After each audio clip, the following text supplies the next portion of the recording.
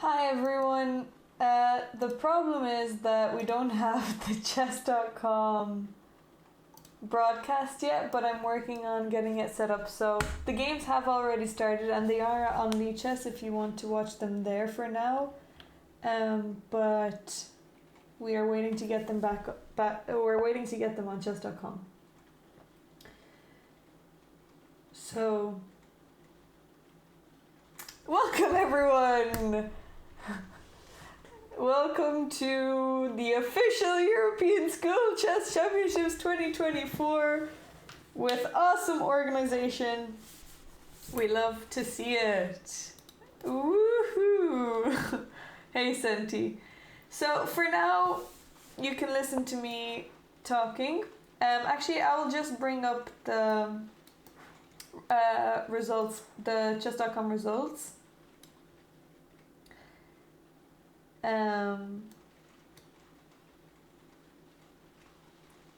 Page.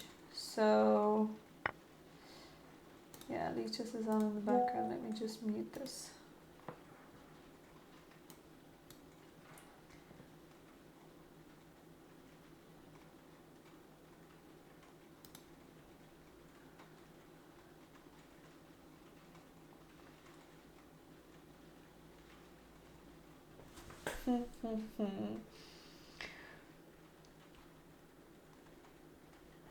Make the this is really frustrating. This is really frustrating.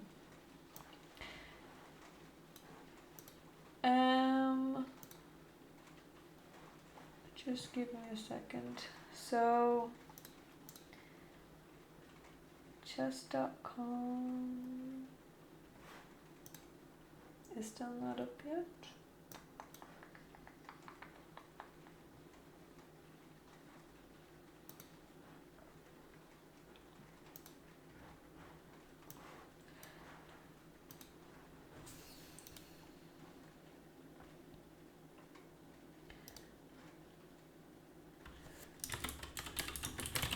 Okay, we're gonna look at the chess results page.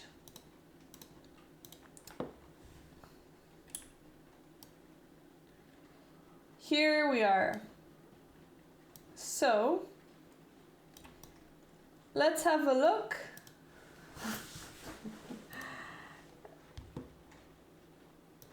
Let's have a look at the standings. So we have a lot of Romanian players, which is nice to see. And actually, maybe I'll just go on to the pairings for right now. So this is the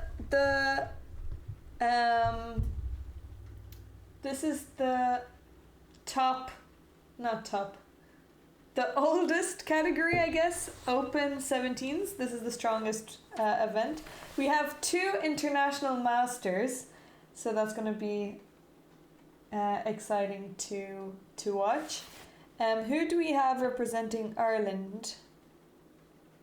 I assume. Oh yeah. Oh, we have Ben. Ben is playing. Ben Sheehan is playing. Okay, so we have Ben. We've got to keep an eye out for him. He's also a darling. We also have, I think, Jamie is Irish. Yes, Jamie is also Irish. Actually, Ireland are playing against each other in the first round. So the first round, I think, isn't going to be so exciting. Well, maybe we'll see some upsets.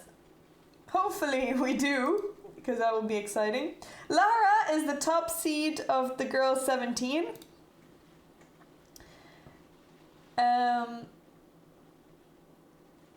So wait a second. Oh, there's not enough players, so it's actually going to be. Is it actually going to be a round robin? We already have all the pairings for this. You're here to see some unrated Bean and I am, yeah. Well, that would be nice. So we're rooting for Lara. Hopefully Lara wins the tournament for Girls 17. And we have Lucian, who we've seen before playing in Sligo. And he is the second seed in the Open under 15s.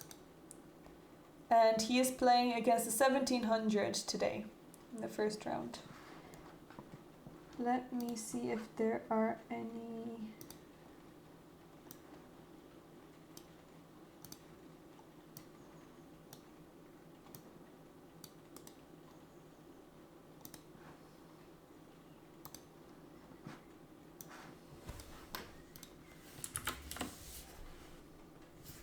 Any update? Well, the games have actually started, and I do want to commentate on the games, so I can maybe verbally say what has been happening. Here's the link for everyone that wants to watch the games.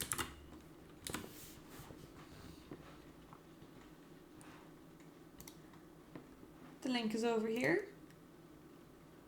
We're also live on the Irish Chess Union Twitch channel for the first time ever. This is the Irish Chess Union debut. No, it's not chess.com that's far behind. It's the organizers that didn't send the details to chess.com from beforehand. So now I'm in charge of sending them the links and talking to... This is the benefits of being a chess.com partner, is that you can actually ask for help, but I don't know why the organizers didn't do this in time. I'll forward that. Okay.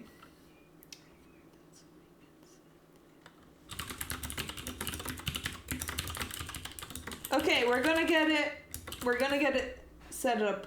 We're gonna get it set up, darlings! Never mind, this is maybe not darlings. This is official commentary. You guys are official viewers.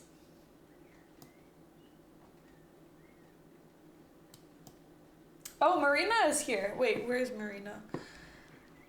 Is she playing? Oh yes, Marina Petrenko. Yes, she is. She's also playing. Oh no, there's actually gonna be a bye. There's gonna be a bye. That's unfortunate. There's an odd number of players in Girls 15. That's quite annoying.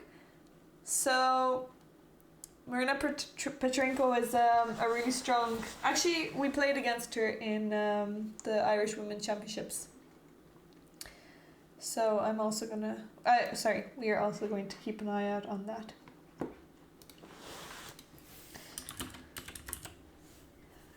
So how has everyone been while we're waiting for this to be set up? Do we have any...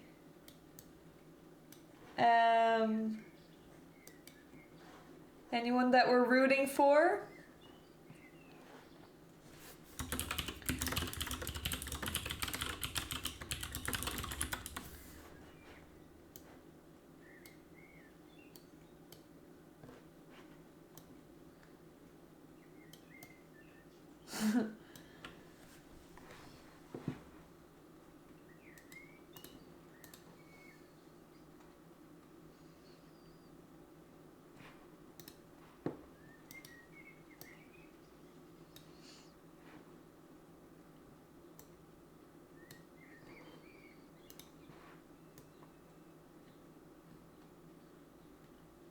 We already have our first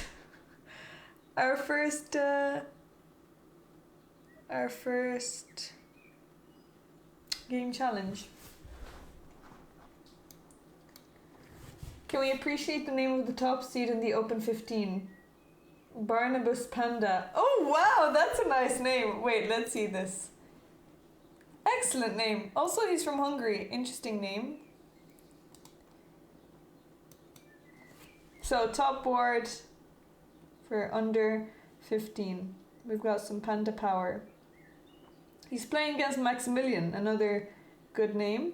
So there's an FM playing in the... There's an FM under 15. Okay. Where is Gustas from? Gustas is from Czechia? No, from Lithuania. Wait, this is a bit confusing because Federation, Lithuania, but Federation here is Czechia. So I don't know what's happening there. You're in the media center in the music room. Great. Hello, Ninkival. Good to see you. So we're actually live on 3 channels. 17 is the live broadcast. He is sharing Bundesliga candidates. Still, his title still hasn't been. Let me just update that. Well, at least we can, if only we could figure out what games are being played from the live broadcast, but we can't really.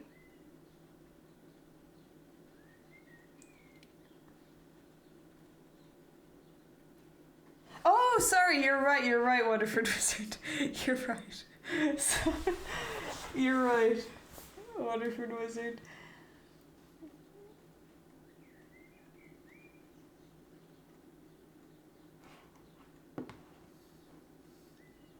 It is his opponent.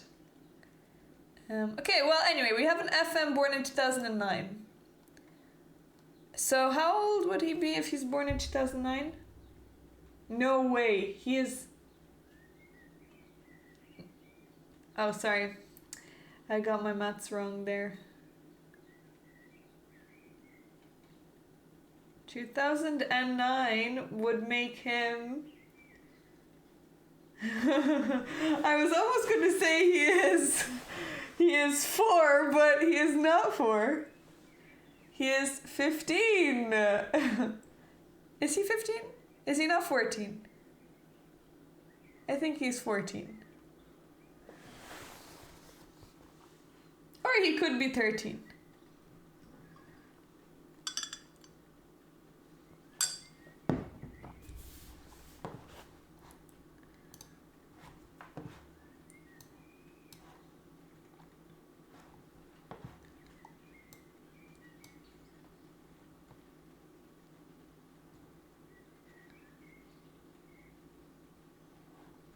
Thank you, Ninkiba. We're waiting for them to be... Well, maybe if we actually use... If we use the live chess cloud link, that should not be so much of a problem, but...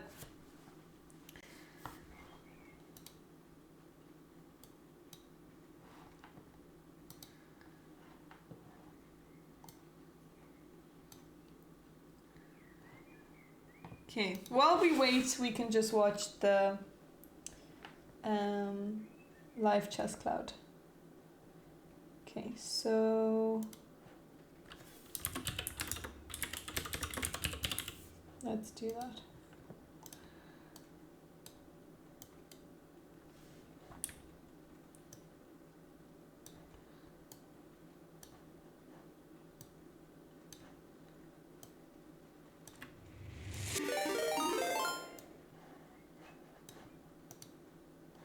We got a raid! Thank you, Chess Ranumita, for the raid. Welcome to the channel. Okay, here we go. Let's just have this up here.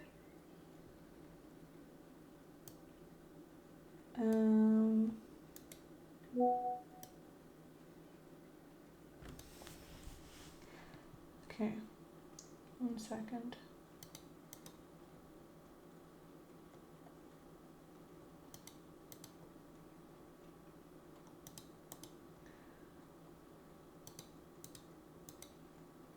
Okay, here we go. So this is board 1 of the under 17 Open.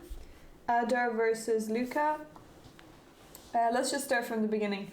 Hopefully this is not so much of a problem for chess.com, but we're still We're still waiting for chess.com to for it to be added to the chess.com website. Okay, let's have a look. So we have a Sicilian here. An open and e5. Okay. So chat, would you like to to let me know what this opening is called? Do you have anyone who plays this?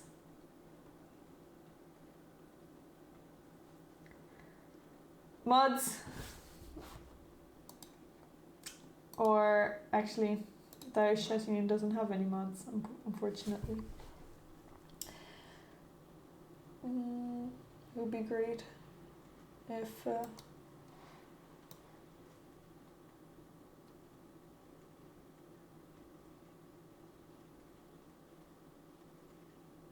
oh, do we have some people? Some people are already finished their games. I just saw someone walking out. Okay, well, chat doesn't want to answer the opening name, so. Hey Thomas, good to see you. Pelikan or Sveshnikov? Thank you, Senti. Yes, I think you're correct. I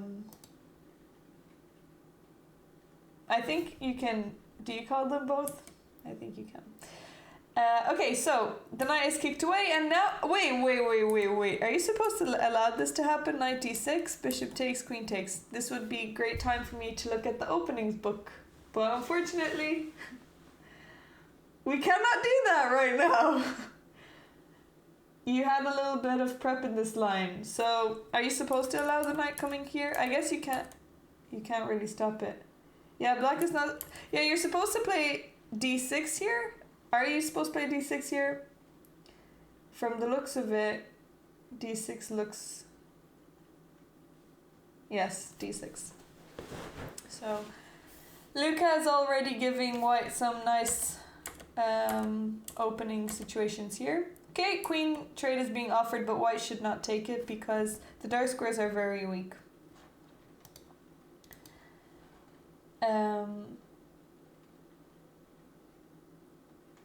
And you can exploit it better when the queens are still on. Okay, so knight is out. And this is the position that we have right now. It is a thing, just not the best line. Okay. Well, b3. Okay, so b3 was played. I'm not 100% sure what the idea behind b3 is.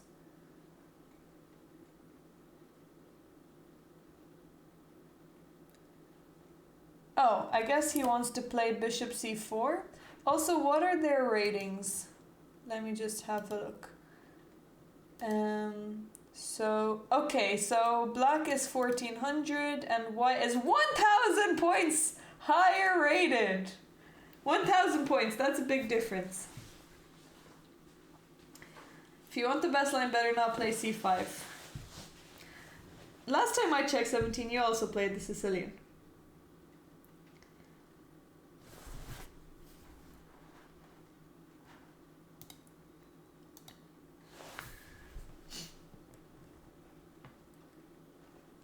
Okay, let's have a look on board.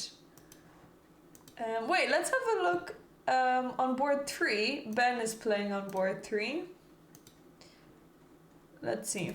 Ben is playing against Jamie Comley, who is also from Ireland, and he is unrated.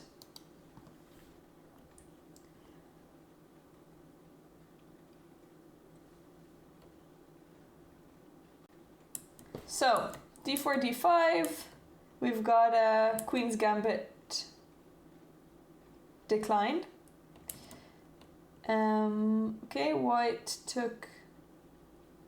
Oh yeah, Ben is white, sorry. Ben is playing with the white pieces, Jamie is with black. And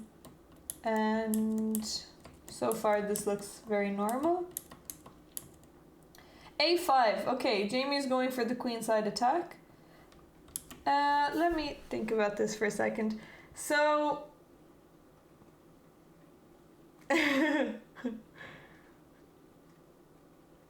Queen's Gambit not accepted. Isn't that the same thing?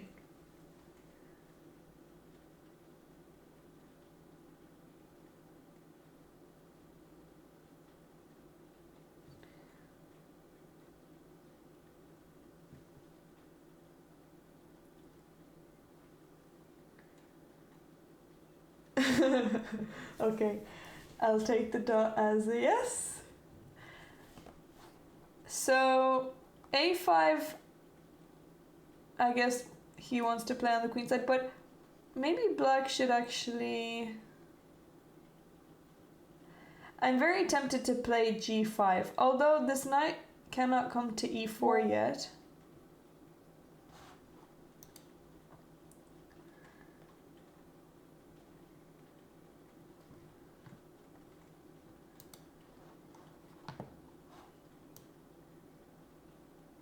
Is that Ronan running through the camera? Could be.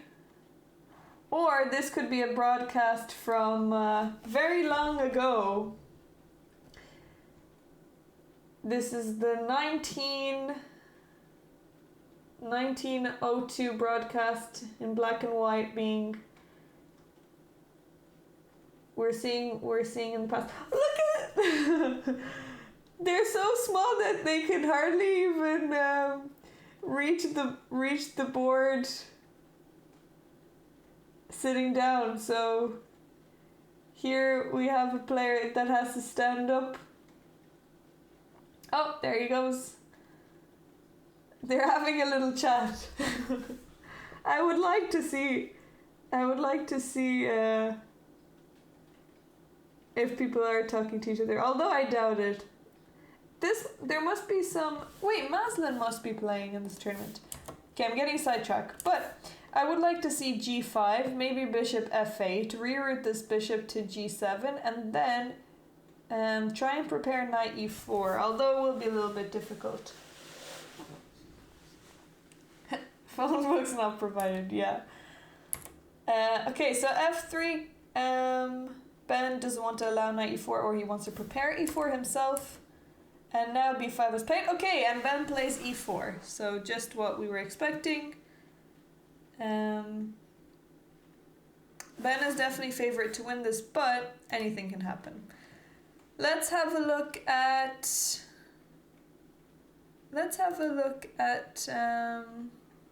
can we find...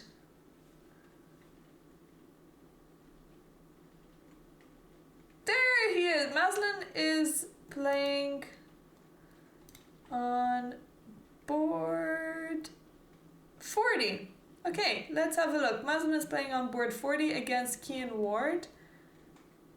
I wonder... Can I get that up? Where is Gavin? Where is Gavin? Is Gavin playing? Gavin might not be playing. Yannick is playing.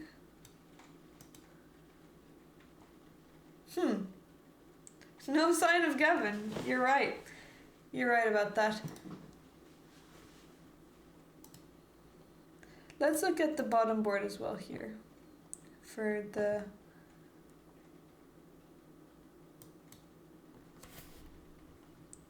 under 17's open. Okay, we've got a Caracan. And the bishop has been exchanged. Everything in the center is also going to be exchanged. And now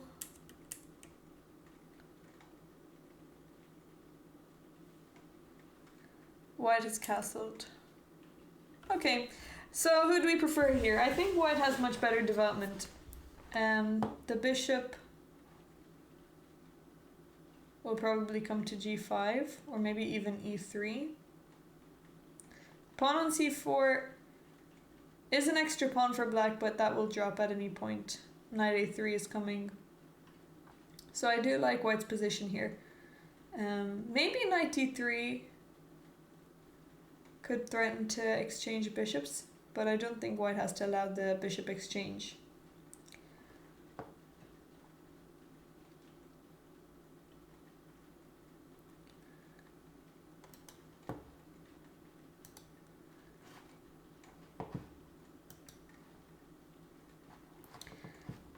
Any update on chess.com? Let's have a look.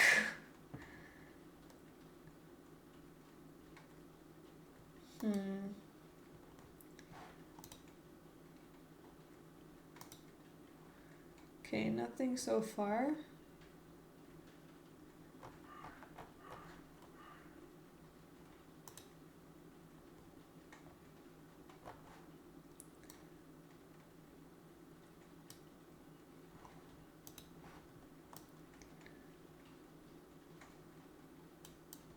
Is knight d7 feasible for black? Yeah, knight d7, he can develop his knight to d7. You mean knight wait, did I read that wrong? Oh yeah, knight e7, yeah. Knight e7 is definitely possible, but maybe you want to develop that bishop first. You can't do it right now because of the the knight on b4 being attacked. So maybe. Okay, I actually do like knight d3. And if the queen takes... Oh, but the king needs to castle soon. I don't know what black is going to do here, actually. Maybe the knight can just go back to d5, attack the queen. The queen can take on c4, and then rook c8. And black can take control of the c-file. And then knight e7, knight g6, attack on e5, develop the bishop on c5 as well, and then black can finally castle. So I think it's a more comfortable... Actually, knight d5 does save the day. So I don't think it's too...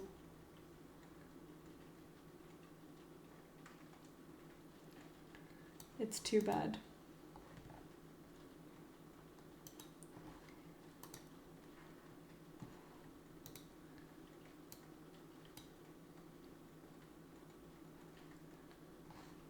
Let's have a look. Let's have a look at the lower sections. I'm just gonna get up the link.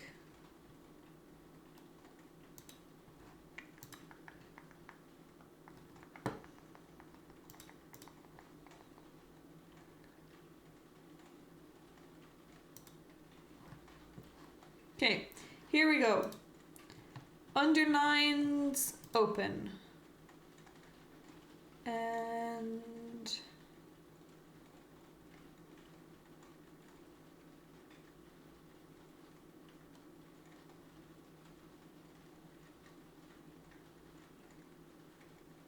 okay, so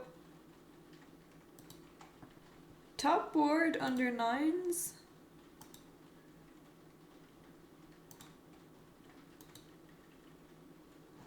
Yes, I thought that name sounded Romanian. Okay, so board one. And Dorothy Shriyan, who is from Ireland. Okay, so actually the top seed for the Open under nines is an Irish player. We might get a few medals here. Oh no! I hope that someone isn't crying down there. Someone was hurried back to the game, to the board. We might see some sad faces here.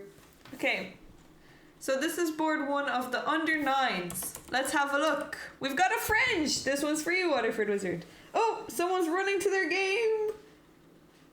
Their opponent has moved. I'll tell you a funny story about what happened when I was...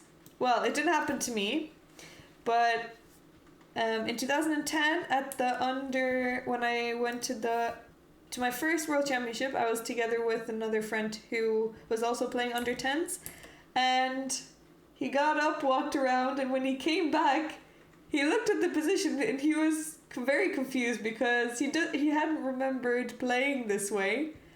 And then he looked in front of him and he realized that he had sat at the wrong board. So I'm sure that is going to happen to some people. Well, I'm not so sure, but it can happen. You can forget where you're playing. Some people have already finished. I would have liked to see those games. Quick games. We're well, actually not so quick. 41 minutes into the round. Okay, so let's see. C5 threatening in the center. Okay, what is this? Bishop to f4 and then bishop back to e3. Interesting. Not so sure. I guess he's defending his pawn again, so it makes sense. Okay, knight recaptures, and now we're in an endgame! Equal material, but black's bishop is quite bad here on c8, so he's going to need to figure out a way to develop it. Maybe b5 bishop. Oh, sorry, b5 is not possible because the rook on a8 is hanging. I'm not able to stream on Lichess, but actually I can show you who's playing here. I'm not able to stream on Lichess. We're just waiting for the chess.com broadcast to be available. But you're free to watch the Lichess broadcast. Here's the link if you would like to see the games.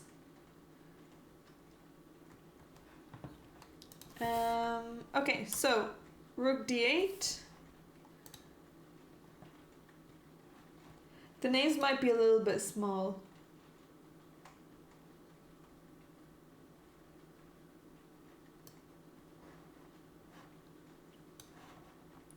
So the bishop is attacked, bishop is defended, and now knight e8. Okay, so this knight wants to maneuver somewhere else, or maybe he wants to play bishop f6 and trade this bishop, which is a nice idea. Although I don't think his priority is rerouting his pieces. He really needs to develop this bishop on c8. That's the biggest problem. Knight a4. I really like this move, threatening to go into b6.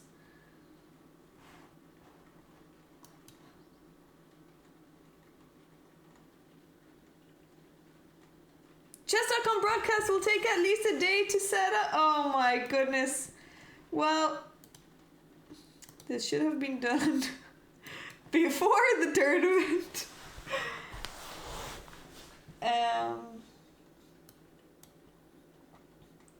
Because I shouldn't even be using the live chess cloud.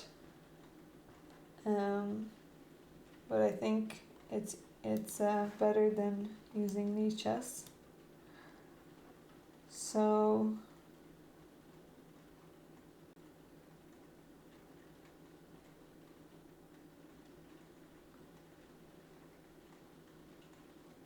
maybe day one is going to be a disaster, but we'll be back tomorrow for day two where you can actually see the games properly.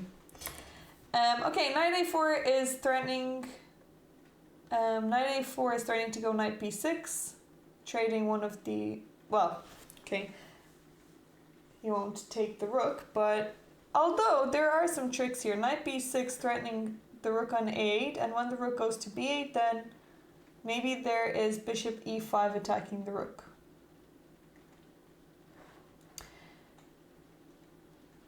Yes, Anonymous, then you're free to watch it. So it's great that it works.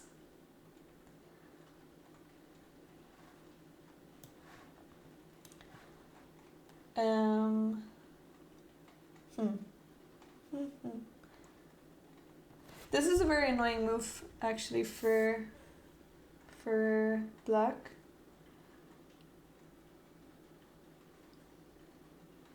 Okay, maybe bishop f6 might work here, because bishop f6 and then after the knight goes to b6.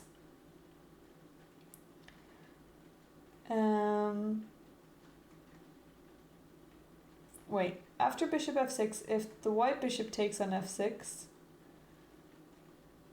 then the rook has to take on d1, rook takes on d1, we take, and then we're actually going to be checkmated. So that would not be a good idea for black. Bishop f6 doesn't really work. Yeah, black is going to have a hard time here developing his pieces. Maybe knight d6 would be possible idea, and then after knight b6 the rook can go to b8.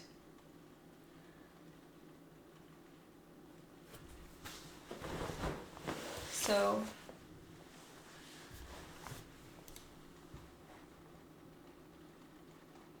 okay, so far the page is up, and okay, we have some of the games. Brilliant. Thank you so much to the chess.com team.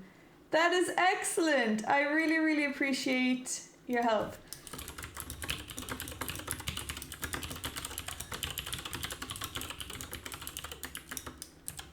Okay, we have the chess.com broadcast. I think the team is still setting up some of the other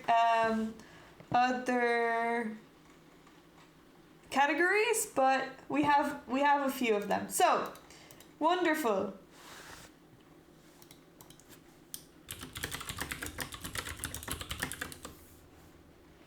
Okay, everything is wonderful now. Let me just fix the layout. So should be here. And here we go. Okay, here we go. Look at that. All matching, beautifully linked in with the layout. This is what we should have seen from the beginning. So I will do the introduction and everything once again. Hello and welcome to the European School Chess Championships 2024.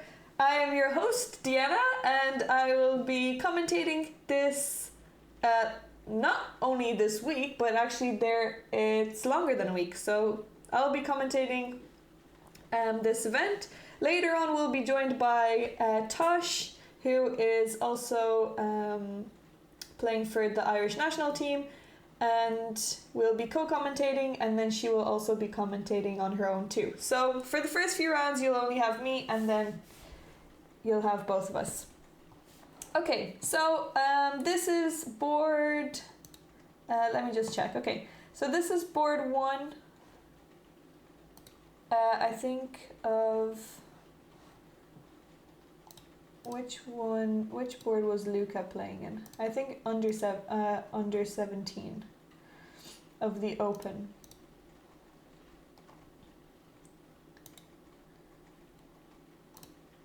Yes. Okay, so this is board 1 of the under 17s. Let's just go back a little bit. So Luca is from Ireland, and he is 1,000, actually over 1,000 over 1,000 points lower rated than Tarhan, who is from Turkey. And we see a brilliant move being played. Okay, I didn't realize it was a brilliant move. So, oh yeah, we were looking over this, and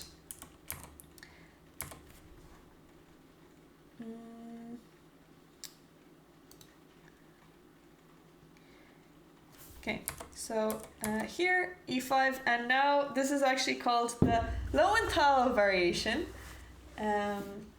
After knight b5, black should play d6 to not allow the knight to come into d6, and if you don't play that, you're gonna let the knight come in. So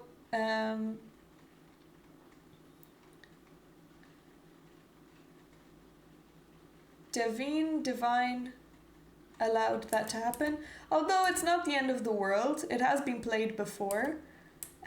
So he offered a queen trade, and Tarhan played really well here. Bishop g5 is one of the main moves, and now queen e6 was played. So you want to escape the pin, and at some point you want to play d5 just to get rid of this backwards pawn.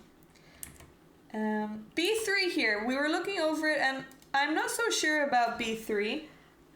He is threatening maybe bishop c4, but since b5 is coming in very easily because of the a6 pawn, I don't think you necessarily want your bishop on c4. So After b3, oh, b5 came in, and now a4. Okay, so a4 is threatening to win a pawn. The pawn is also pinned. And now it is black to move. Black to move. What suggestions do we have? What should black play in this position?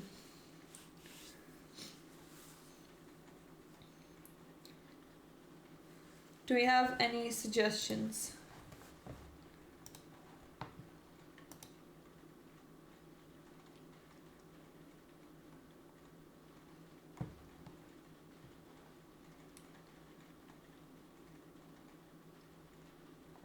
So, I guess bishop b7 seems like a normal move. Although, okay, I think we probably need to do something about this. Or do we?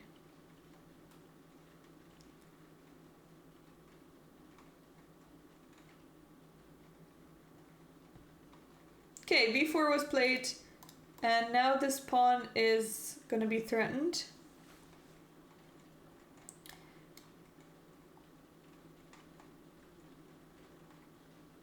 So where can the knight on c3 go?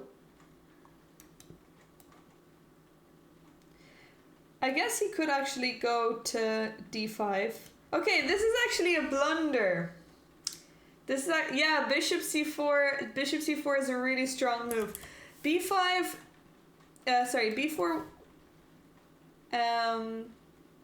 Looks really good, but it gives away the key c4 square. So instead, probably knight to d4 would have been better, or maybe even bishop b7.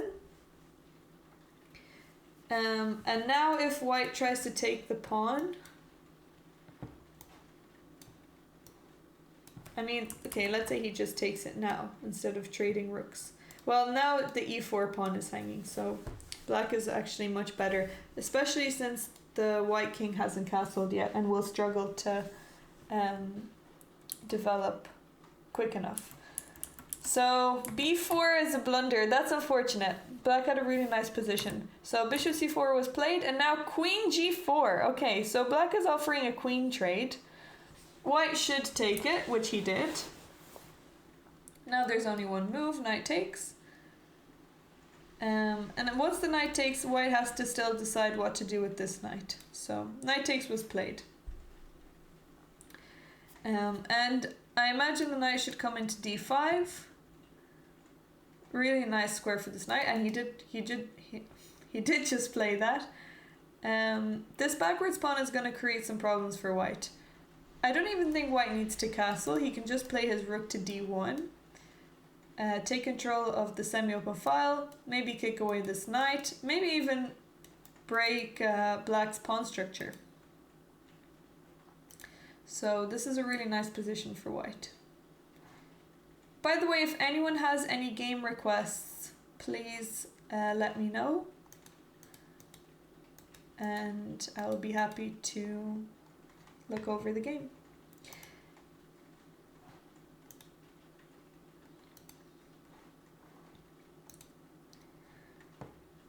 Okay, let's go over to Ben's game. Let's have a look here. So,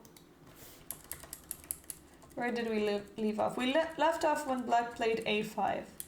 Okay, a5, Ben played, oh yeah, and Ben played e4. Then black took, or Jamie took.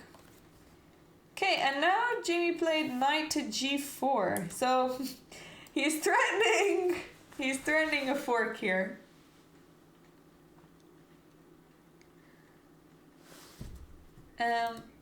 I think black has a better move. Maybe b4 would have been slightly better to just bring this knight into an awkward position like d1. There's no other better square for the knight. And now he's disconnected the rooks. I guess he can't go for this fork anymore, but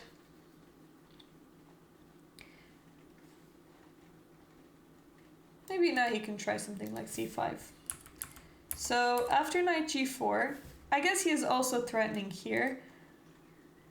So it is a double attack. Actually, knight g4 is a nice move. But white should just capture, which he did. And now after the queen takes, he has time to defend the e3 square. So, or he can move his queen or rook. Maybe he can play queen d2. Maybe he can try to double up on the f-file. And now white has a really nice potential attack coming. What do we think about this position?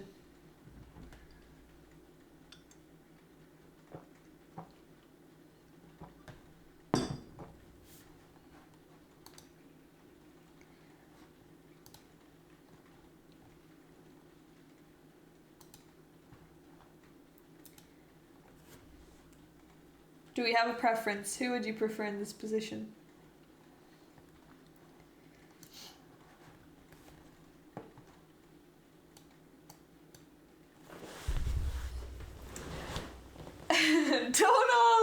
Don't all speak at once. We love interaction. Okay, well, I think white is clearly better, although black's queen side does look really nice. So, I think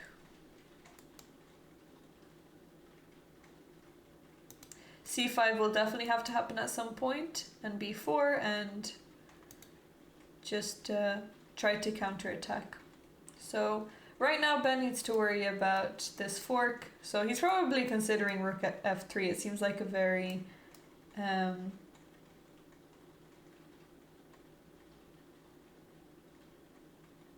you repeat the question? Well, I was just asking, who would you prefer in this position? White also has these really nice central pawns.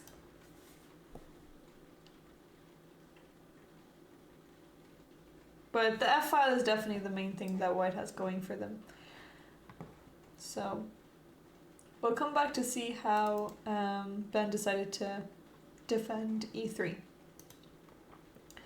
Okay, let's see if there are any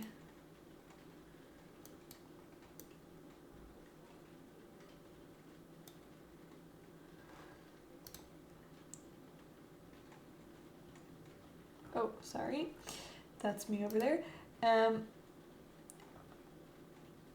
Okay, that's chess result. So, okay, I think we just have, so far we just have the, oh, okay, here we have, someone has finished. Already white has won this game, we have a checkmate on the board! Oh, you would prefer to answer this question without the eval bar. Okay, I will take off the eval bar. There you go. We don't have any eval bar. Let's have a look. So this is, let me double check which board this is.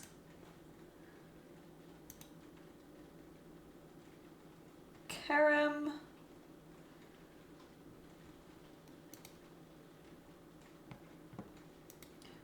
Okay, so actually we have a girl playing in the open, which we love to see. We always want women being represented in the open sections. And this was board 5. This was board 5 of the top section. Let's have a look. Okay, so we have Aurora Lopez. D5 was played here. So usually white doesn't rush with D4. Sorry, D4, not D5. But usually white doesn't rush with D4. Castling is, I think, more common, or maybe even D3 is also a bit more common. Because if you already push D4 here, I think you need to deal with knight takes E4. Okay, knight takes E4 wasn't played, but let's just have a look at this for a second. So if knight takes E4, then the pawn should take here. And now maybe black has knight C5. And I guess this is how the game could go. But this E5 pawn is a little bit Okay, it's annoying for black, but it's also annoying for white. Because the only way to defend it is to defend it with this f pawn maybe, and you need to move your knight out of the way, which will eliminate a defender, so that's why d4 maybe isn't played so often. So after d4, black decided not to take on e4 and played bishop b4. Bishop takes f7 and queen d5. Let's have a look. So here, you mean after this and this here. Okay, so let's have a look. Bishop takes f7. Oh, wait. Sorry. Here. Well, if bishop takes f7, then I think you can just block with the knight. Or, oh, sorry, wait, you don't have it. You don't have that. It's defended by the bishop. It's defended by the bishop. You can just bring your king back.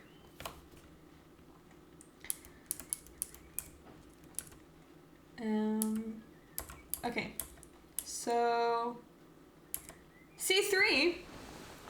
I guess it gets an exclam, but I think that it's intuitive enough move to be seen.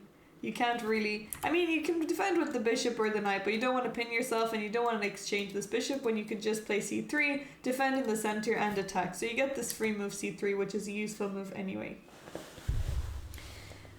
Okay, so black played their bishop back to d6, defending the e5 pawn, and now white just got a free move with c3. White just has a really nice position here. Okay, bishop d5. They're deciding to give away the free move by playing bishop d5. I'm not so sure about this. I don't think you want to give away this light square bishop. It can be really strong. This diagonal is an important diagonal to keep control of. So bishop d5 is a very, very strange decision to make. Although, okay, it makes sense because they want to attack this knight and then take on e5. But let's just have a look at this. If the knight takes and pawn takes, what should black play here? Black can escape this big threat. So I think this is what white missed, but white should not have allowed for this to happen. What can black play here?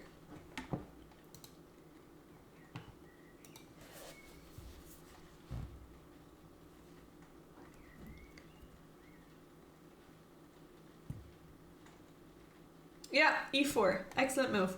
So e4, counterattacking the white knight. And now if white takes on c6, you can take on f3. And let's say the queen takes back on f3. I mean, you can also take here with check. I guess you would want to take with the queen because you want to keep this diagonal for the bishop. And if you take with the bishop, then you would probably need to spend another 2 moves to get it back to b7. So taking with the queen makes more sense. Now queen takes back here. Okay, the rook is attacked, but you can just play rook b8. And bishop b7 comes in with tempo. Black can just castle, white can castle. Actually, black is ahead in development. White still has a knight and bishop to develop. So this would have been a nice try for black to actually take this bishop. Instead, black played bishop b7. Oh, and what is the problem here? Can we figure the tactic? What does white have? How does white get a winning position from here? I know there's more of you over there, so please don't be afraid. There are no bad answers. There are wrong answers, but any answers are good because we can learn from them and see why they're wrong or why they're right. And yeah, if you're engaging, then it also helps me to understand what to look at. So, knight to g4. Knight to g5. Knight to g5, attacking on f7. Okay, so that's possible. The only thing is that after knight g5, black can still just take the bishop. So attacking on f7 wouldn't be forcing. So you don't need to take... black doesn't need to allow taking on f7, but there's something that's a bit more forcing than that. So if you look carefully, some of the pieces are set up in a perfect situation for a fork. Can you spot the fork? White can win a piece in 2 moves.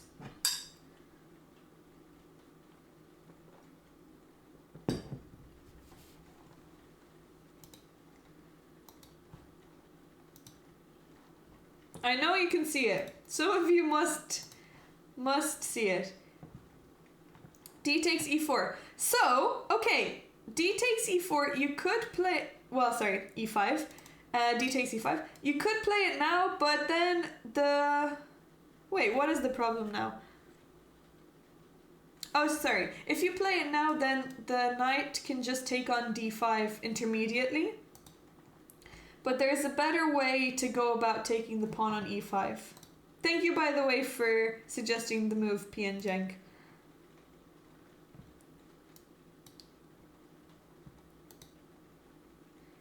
So, how can you play it?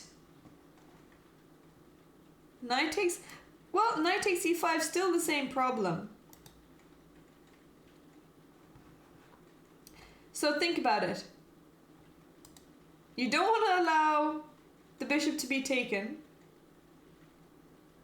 So, what do you do with the bishop?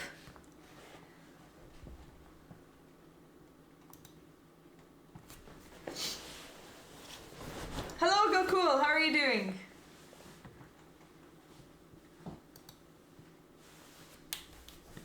Simple tactics. Well, I know that you know it anyway. Thank you, Gokul, I appreciate it. Yes, well done. Bishop takes c6. We take this knight first. And this knight was an important defender of e5. We take it now after they take back, depending if they want to take it back with the pawn or the bishop. It doesn't really matter so much. So let's say they take it back with the bishop. Now you can take this pawn, which is protected by your knight, and it's a fork. And there are no intermediate checks. So black can try to take this pawn, but you just lose a piece. Well done, Waterford Wizard. So, bishop d5 is not such a great move because it allows for knight d5, but bishop b7 allows for the fork. And did white play it? No, white did not play the fork. Ooh. Okay, white took here, which is still a good move. But it's not as forcing because black does have taking the knight intermediately, which black found. Well done. And now white took the knight back, and now you can just bring your knight back, and I think white has won a pawn. Okay, and you have a really nice position with white anyway, but it's not a piece. I thought kids were supposed to be underrated. Yeah, white definitely should have seen that. But I also think they're playing quite quickly. We're already on move 11, and they have an hour and 31. White is playing much too quickly. How long did he spend on this move? He spent like no time. Maybe 5 seconds or something? 10 seconds? Less than 10 seconds. So, yeah, white is too confident here. I mean, it is a great position. So, also, I think their ratings are... there's a big gap between their ratings. So white is 2039 and black is unrated. So, okay, white is very confident here. Okay, let's have a look. So, black brought their knight in the center. It's looking a little bit scary over here. There's only one safe spot, and that's on c5. Okay, so the pawns were exchanged, and now it's not even clear if white can keep the material.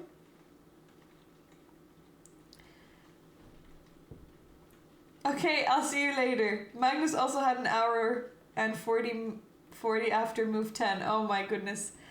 Well, that's not exactly the advice that I want to be sharing with everyone. Do not play so quickly when you have a lot of time on the clock. You don't want to play too slowly either, but if you have a lot of time, use it. That's what it's there for. Okay, and now Black's knight is attacked, but you can just take on e5, which is what happened, and you're defending it with the bishop on b7, so a discovered defense.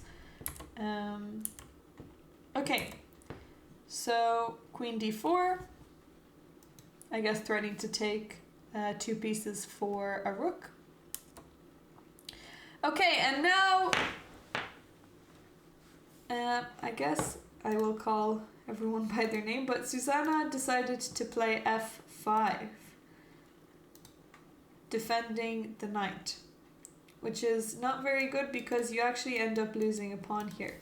So instead, what should black play?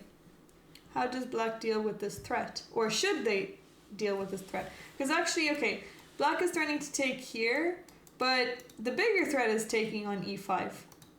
So what should black play?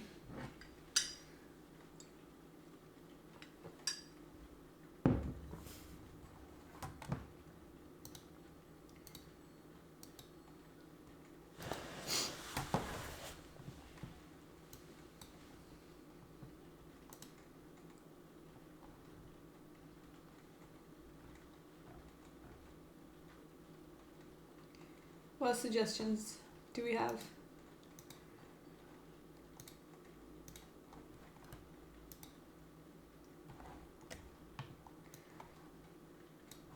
Okay, I'll just tell you. So black can just castle here. If black castles, and okay, if white tries to take the pawn, now rook e8, and even though, oh, actually we are equal in material. I was thinking that white wins a pawn, but we're actually equal in material. Black has this isolated pawn, but white is very behind in development. So this is kind of uncomfortable for white. After the queen moves out of the way, you can also maybe offer a rook trade. You can try something like this, threatening a queen, and you have to be careful because if you exchange rooks, checkmate is being threatened and the queen fork. So white could have gotten into a very difficult position there. Instead, f5 was played, and now this is not looking so good for black. Okay, what is the winning combination here for white?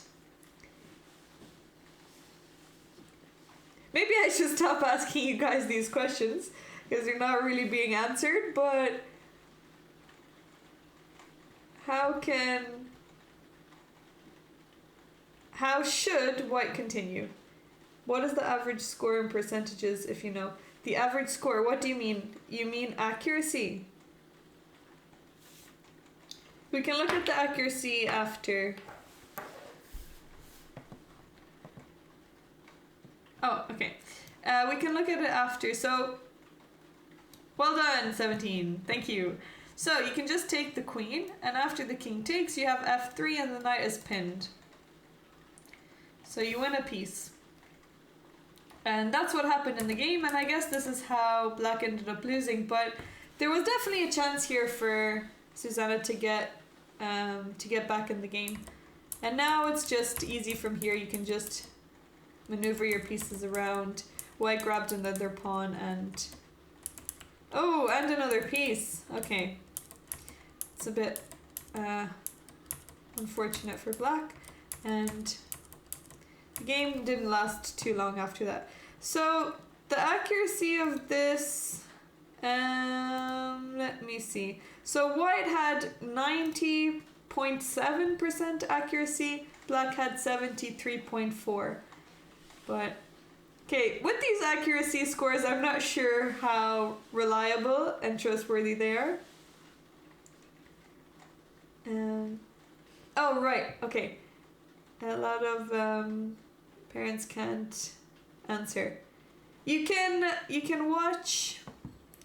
You can also log into Twitch on your phone, and you can answer on your phone. If any of the parents that are watching want to look at any of their kids' games, you can let me know. You can log into Twitch and come on my channel or the Irish Chess Union's channel and let me know the board or the player, and we can have a look at their games. No problem, Waterford Wizard. Okay, let's have a look at the next games.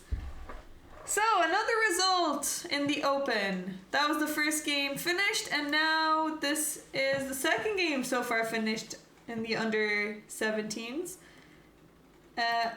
Who is playing here? This is board 4. Board 4, who won? Okay, black won, and black finished with 1 hour and 28 minutes on the clock. Okay, beautiful mate here. Really nice checkmate. I don't know how the queen got to h1, but let's have a look. So, we have got a... Does anyone know what this is called? I will say this is an Irish name. It's definitely an Irish name. This is actually called the McDonald attack, for those of you that want to know. So it's also going into the Grand Prix, yeah, but the name is the McDonald attack. King's Gambit is e4, e5, and then f4. This is the King's Gambit. So here, Grand Prix is usually knight c3 and then f4, but if you play f4 immediately, now we're going into McDonald. So it goes into the same thing. Knight out. Okay, and now white also wants to play d4. So yeah, this is really nice. I do like this for white. But black also has a nice development. Black doesn't face many problems here. d5, great move, counter-attacking in the center.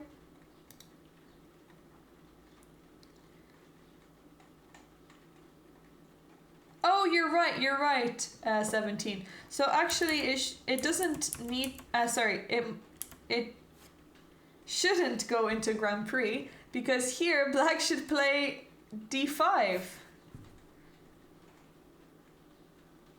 You're right. Also you could play e6, and after knight f3, d5, you can go this way as well, if you want to feel a little bit more protected. Okay, so let's see how the game went. We got to this position and black played d5, so black knows what he's doing. White doesn't want to take. So white has to choose between pushing or defending or taking. Taking really wouldn't be great because this is a really strong pawn on e4 and you don't want to give it away. Especially since you will have a backwards pawn here on d2. So e5 is most commonly played in these types of situations when you have the chance to just gain more space and block. But here d3 I think would have been another possibility. If black decides to trade queens, This king isn't so weak because he has the c2 square. And then white can just develop normally and white is okay here. So e5 is also... e5, the only downside with e5 is that it gives away this diagonal. And maybe the bishop can come out easier, or the knight can also take control of the diagonal this way. Oh, sorry, well, I guess it is a diagonal, but take control of the f5 square. Okay, so knight h6. And now white pushed d4. Okay, so taking control of more space again. And also this bishop needs to be developed at some point. Okay, so black decided to trade in the center. White took back, and now the queen has developed with tempo, attacking the bishop. Okay, white decided to go to a4. This is a difficult decision to make because it's not so obvious where you want this bishop. But if you bring it on a4, it's a little bit out of the way, and then when you bring it back to c2, this diagonal isn't as strong as usually. Well, it's not as strong as in other openings when your opponent doesn't fianchetto their bishop. So here, maybe it would have been better to play knight c3 and just develop a piece as well as defend. And you don't need to spend an extra move. Hello, Dimitris. Good to see you.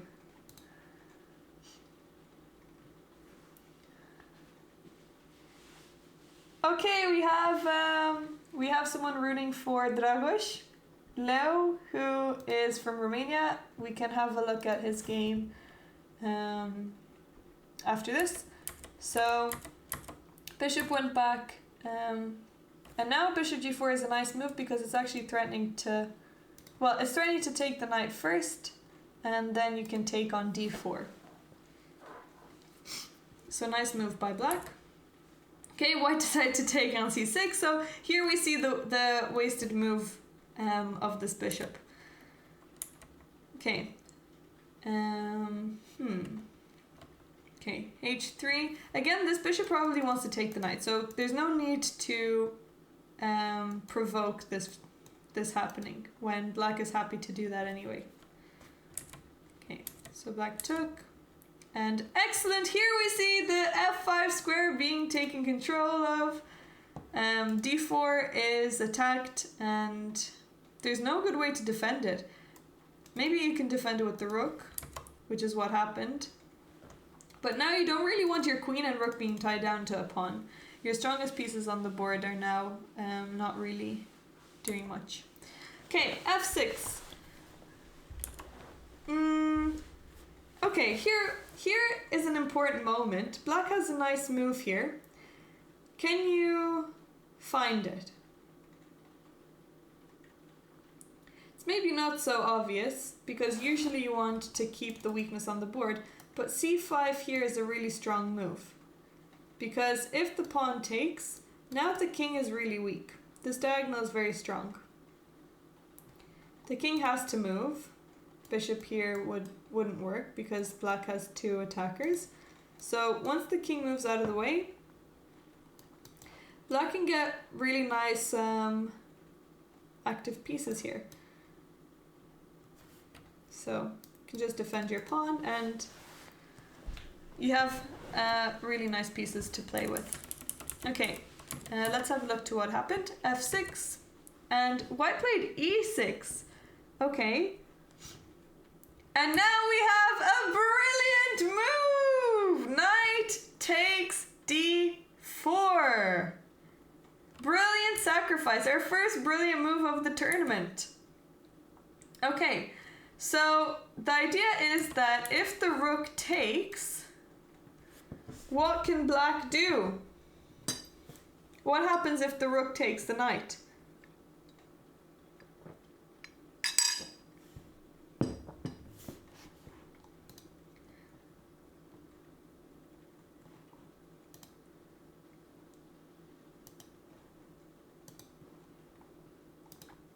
Who can tell me?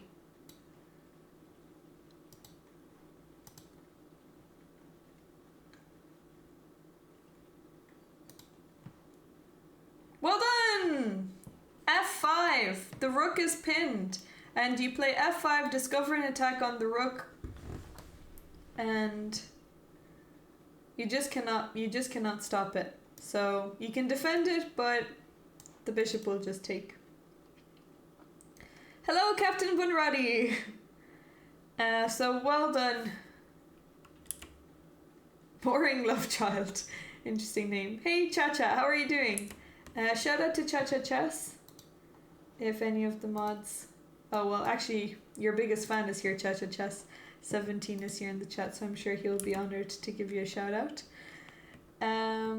Okay, so knight takes d4. Excellent move by Mirak. And white continued with bishop e3. And now c5, another excellent move, just defending the knight.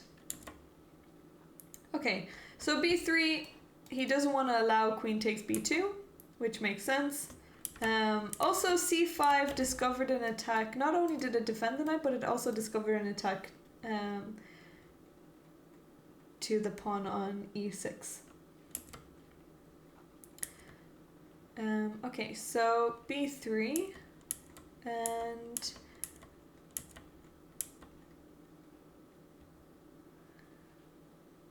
yeah, f6 did work out. Knight takes d4 was a nice trap there. I don't think. Oh, okay. The game lasted a few more moves, but white is just. Sorry, black is just up an exchange, and all of. Wait. Not an exchange. 2 pawns. Sorry, I miscalculated. Yeah, black is just up 2 pawns, and these pawns are really strong. Eventually, they can just come up the board. So what happened here? Bishop b2 is also missed. And another fork. And the game... Okay. I'll just fast forward. But brilliant mate at the end. So taking on g3 with check. King moves out of the way. You not only lose your queen, but actually there's a mate on the board. Your rook is not allowing you to escape on e2. Great win by Mirak. So first game, first round today, 2 games have already finished. And actually board 2 has just finished as well. We have a king and pawn endgame. I do want to go to Dragoš's game as well. So let me see if I can get that up first. Which section is he playing in? 1 second. Okay, so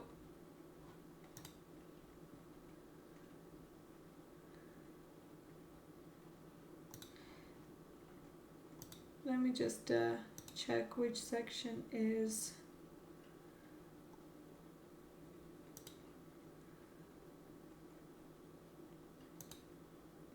Dragošin.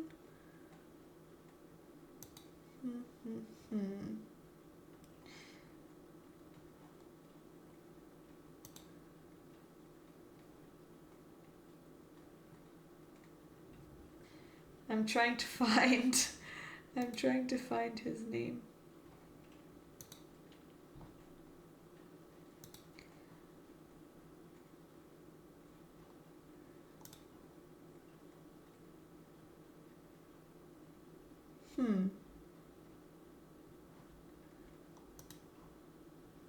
Oh, there he is. He is in 13, under 13.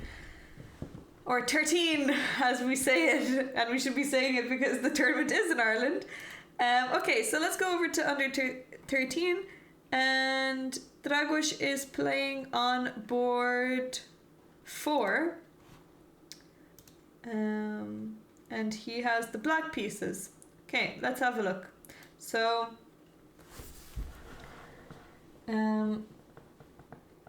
he's playing against Jakub, who is 1672, and Dragoš is 1997. Hello, TJ. Good to see you. At least it's Friday. Yes, at least it's Friday. You can relax and enjoy the upcoming weekend. Okay, let's have a look. So, another Sicilian. We have a lot of Sicilians here. A lot more than usual. Your laptop just crashed. No! You're quickly on your phone. Okay, great. I hope it's not broken. Hopefully you can get it back working soon.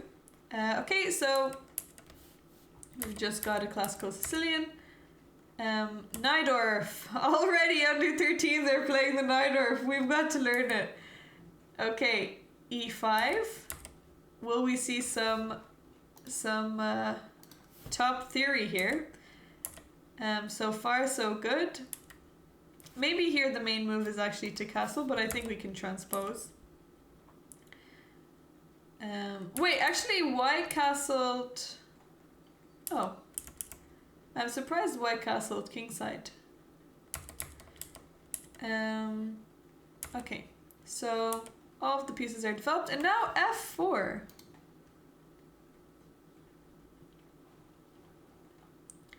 Okay, F4, white is going for F5. But this is not such a problem because I think black is happy to just give away this the bishop for the knight. So bishop F3. I think this is an okay move because b4 was being threatened, which would not allow this knight to attack e4 anymore. So bishop f3 is just defending the pawn, and I think that's okay. Maybe instead... Well, actually, let's have a look at that for a second. So let's say if you played... Okay, if you played f5, then this would have happened. But if you... Let's just do a waiting move. After b4, I think you can actually just bring your knight into d5.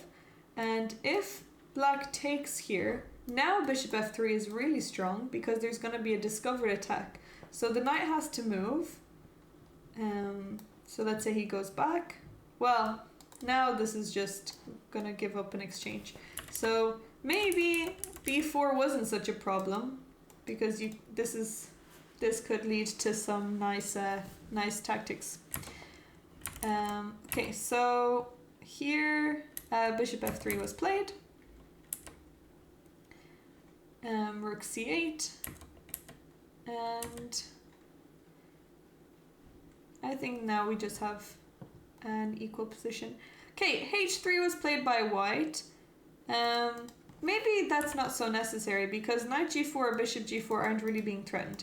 Maybe he wants to play g4, I guess. But if you want to play g4, you can just play f5 since it's in line with these ideas of attacking, and then you can play g4 and you're defended because you stop the bishop attacking this square. Actually, if you really wanted to, you could still play g4, but you don't want your pawns to not be connected. So h3, and now after the knight is attacked,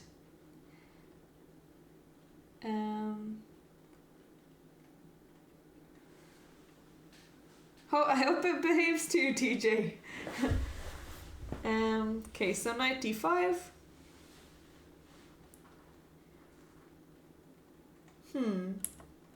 Okay, so we have a trade.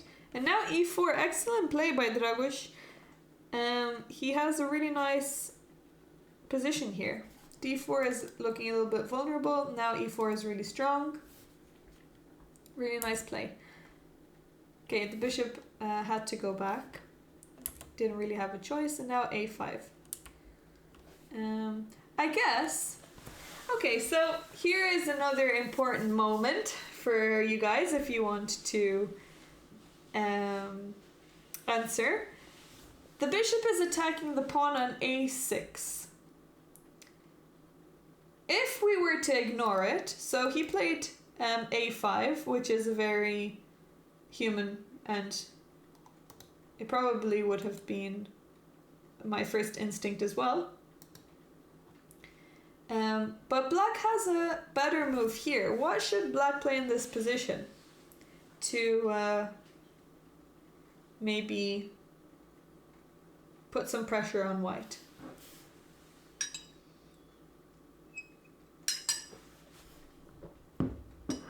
They're also playing really, really quickly. 51 minutes, 59 minutes. Not as quickly as some other games, but still quick. So, what's a good move here for black?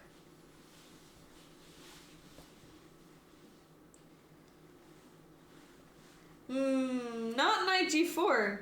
Why, we'll just take it.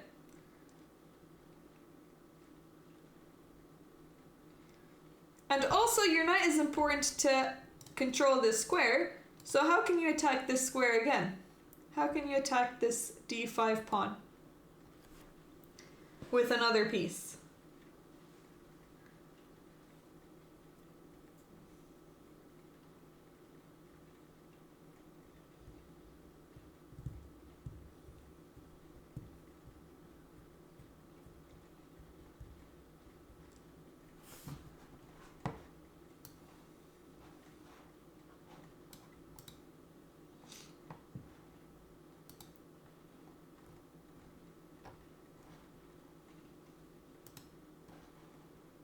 Anyone? Someone needs to tell me. How can you attack this pawn with another piece? Well done, Waterford Wizard. Knight b6. So, knight b6, we improve the position of this knight. And if the bishop takes here, you can just move your rook away. If you play it, the problem, if you play it to a8 is now bishop here, now defends this pawn. But you can play rook b8. And white isn't going to be able to defend this pawn. If you want to try c4, then you can black can just take it en passant and you're going to end up taking it, and now c3 is also weak. So knight b6 would have been a really nice counterattack to remove this d5 pawn. Okay, so a5 was played. White decided to play bishop b5, which is a nice move because the c6 square is also a nice square. Maybe you can even get a knight in here. Okay, knight b6 was played one move too late. Okay, and now white decided to take on a5. Instead of defending the pawn with bishop c6, which would have been an easy way to defend, knight takes a5. The problem is now, well, the problem is that black's pieces are so good, and two central pawns, one of them being a pass pawn. So, yeah, this maybe doesn't look so great for white. Okay, knight c6. And another brilliant move! We've got another brilliant move. Can you guys spot the tactic here? Why does this work? After the bishop takes, how should black continue? Brilliant play by Dragos. Excellent. Excellent sacrifice. There have been a lot of tactics so far. But what's the winning idea?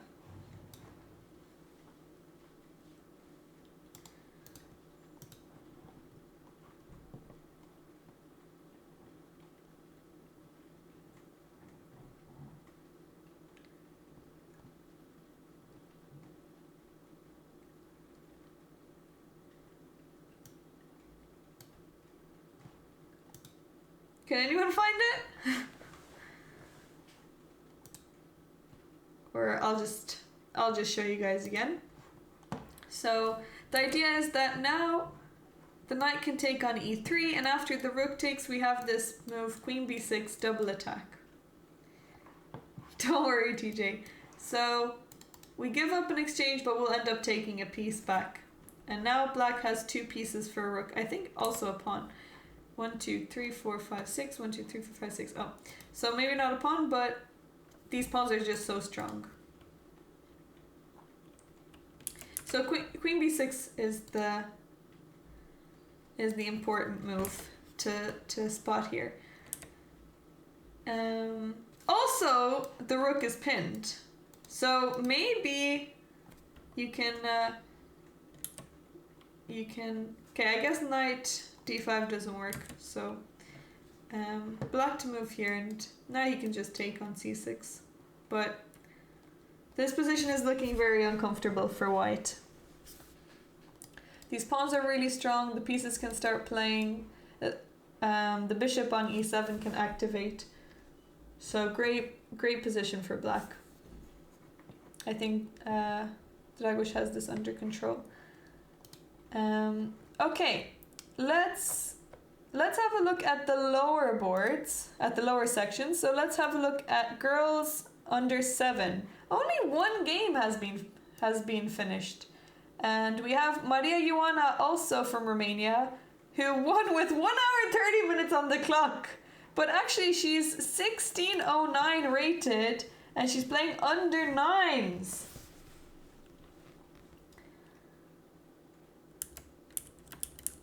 So let's have a look at this game. Oh, okay.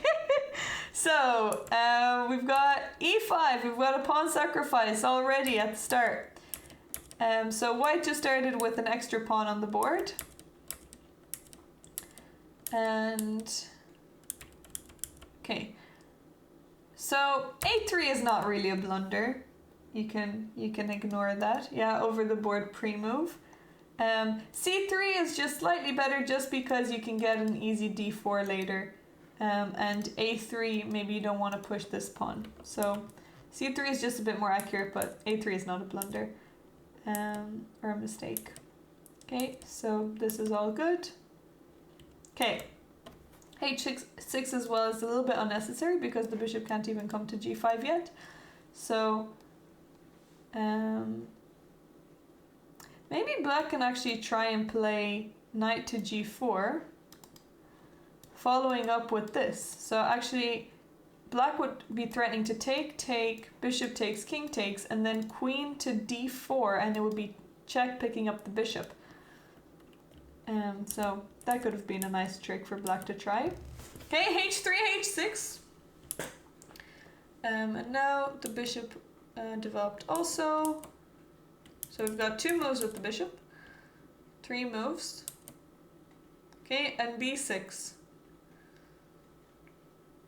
Okay, sure. And oh no! Bishop takes e6, and black forgot that pawns can take diagonally. So she was too worried about her rook being attacked. That's tough. Maybe it's her first tournament, but pawn blindness is possible. So, okay, now white is just up a piece and a pawn. Another piece! Oh no! Another piece gone. The rook might follow. Yeah, the rook is gonna be gone. All the pieces. And now we've got a checkmate on the board. Okay. So, well, this is under... Wait. What did I say this was? This is under 7. Oh, this is under 7. So actually 1600 under 7. That's really strong. So Maria Ioana can rest up now. We also have a nice pawn structure here on board.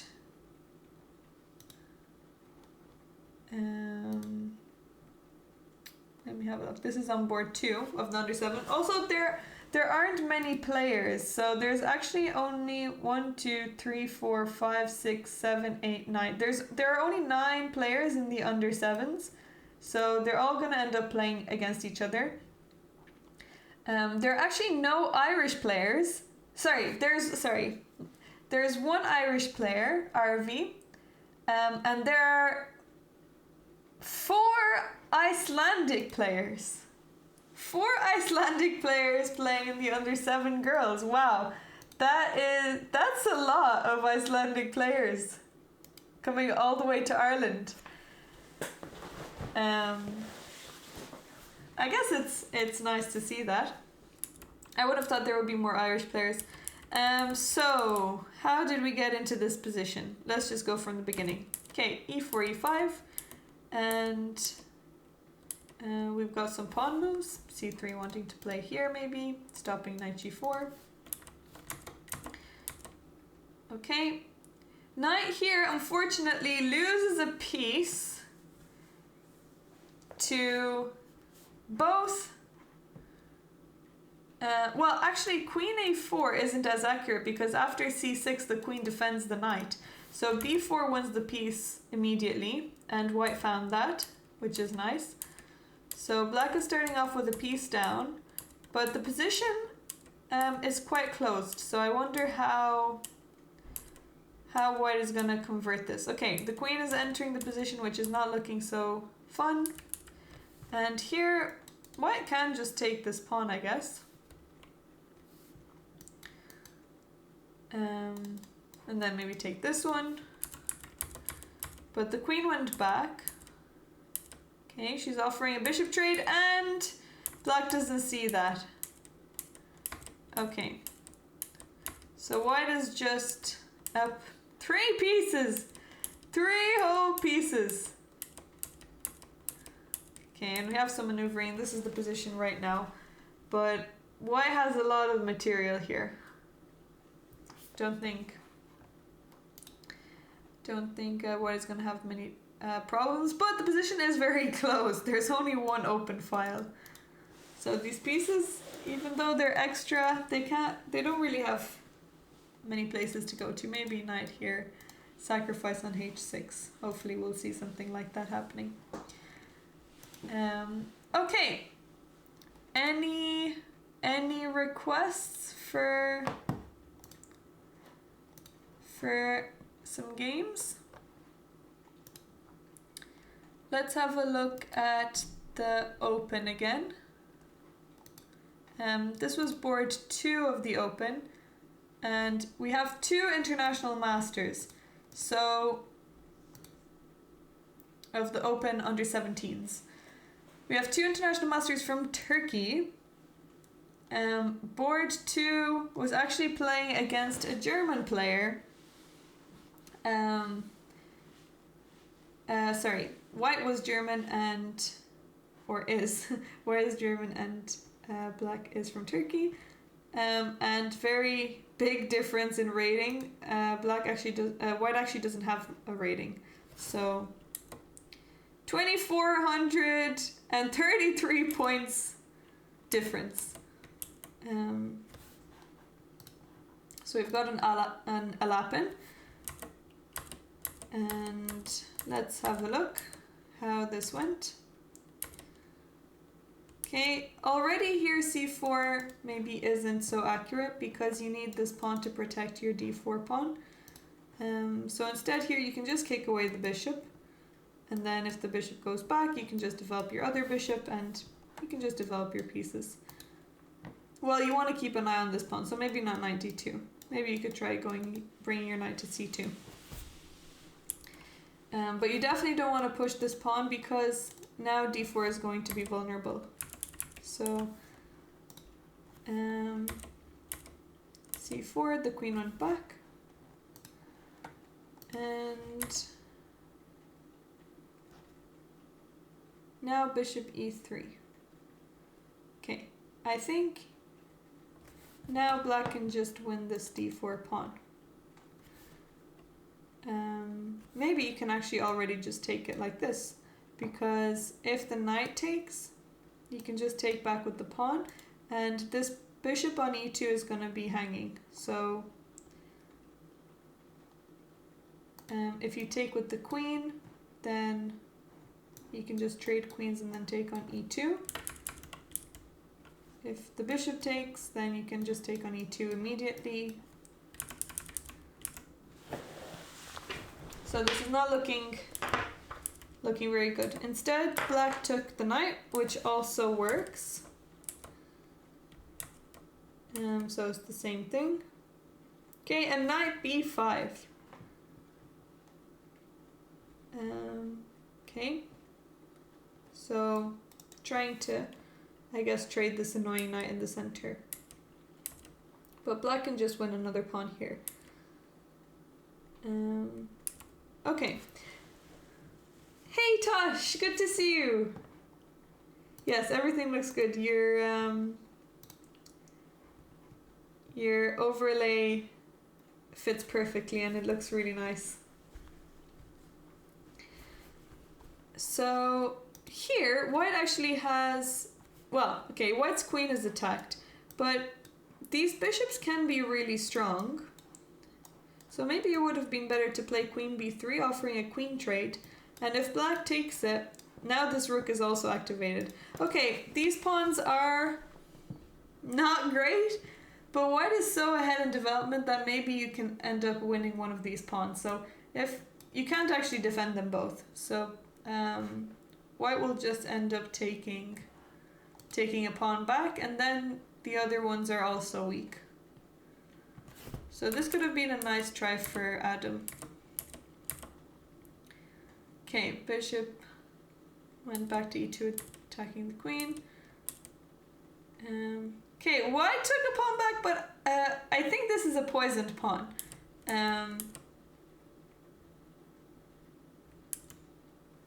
I think rook c8 is possible here. And now the bishop is pinned. So black didn't play rook c8. This would have been an easier way to win a piece. If white tries to defend the bishop, then you can just kick it away. And okay, he can try and take this bishop, but black wins in exchange. Oh, but actually the rook on f8 is also hanging, so maybe actually it's not so bad. Although this rook is going to take on a2 next, and these two pawns are just going to go down the board. Okay, so okay, we traded everything, which makes sense, and now rook d2. And now, actually, we have a very similar position to what could have happened. So, I think white just, black just converted this very easily. Very nice sacrifice here. Taking the pawn on a2, distracting the rook, and then you can just exchange another set of pieces and win this rook and pawn endgame. Another nice exchange, and I don't think black struggled to convert this. Yeah. Okay, excellent win by Array. So, board 1 is also finished, and white won. Okay. Let's have a look at where... Oh yes, we stopped looking around here. And yeah, we stopped looking after the... actually after knight d5. So, let's pick up where we left off. The king moved out of the way to avoid, I guess, some discover attack situations, because maybe he wants to push the pawn, and he did. Okay, his knight is still being attacked, but he decided to go for a counterattack here with the rook fork. The rook just defended the pawn. He didn't want to allow it, and now white just ended up winning a pawn.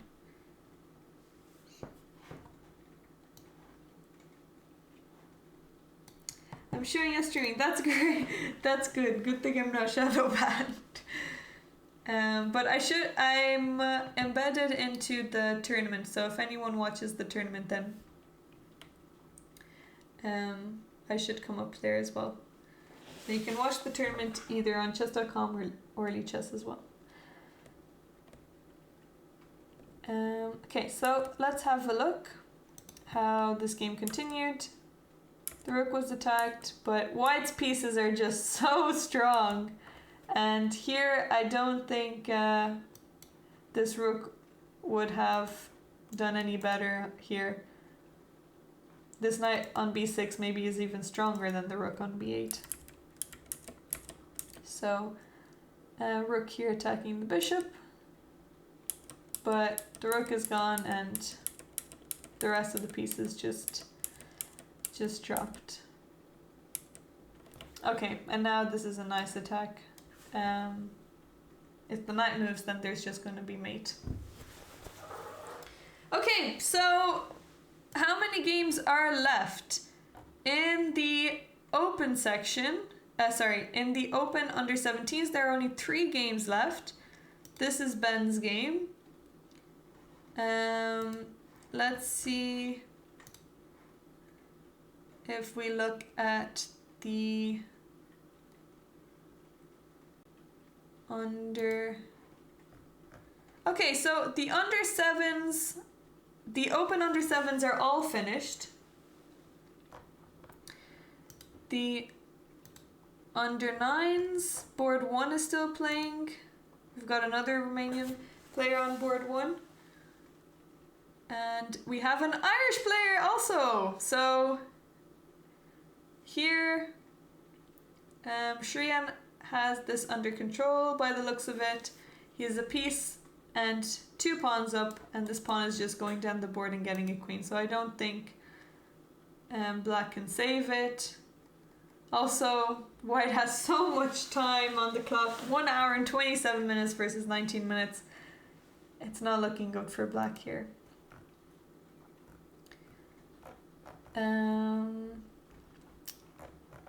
Okay, if we go to the under 11s.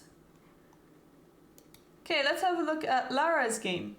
Lara against Emma. A lot of Ireland versus Romania today.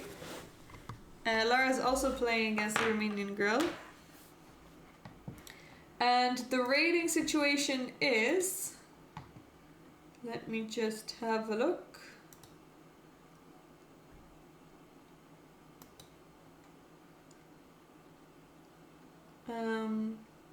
Wait, I think that the names might be... Sorry, this is not Lara, this is Lorena. This is Lara's sister. So this is actually girls under...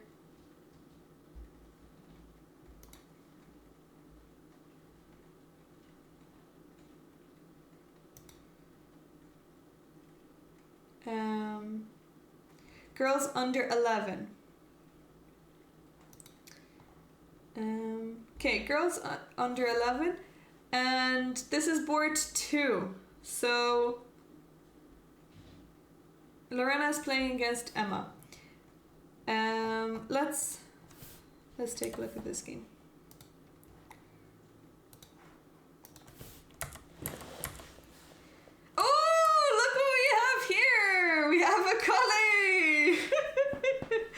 We have a collie, and Lorena decided to play bishop f5 against the bishop on d3, which is really annoying to deal with as a collie player.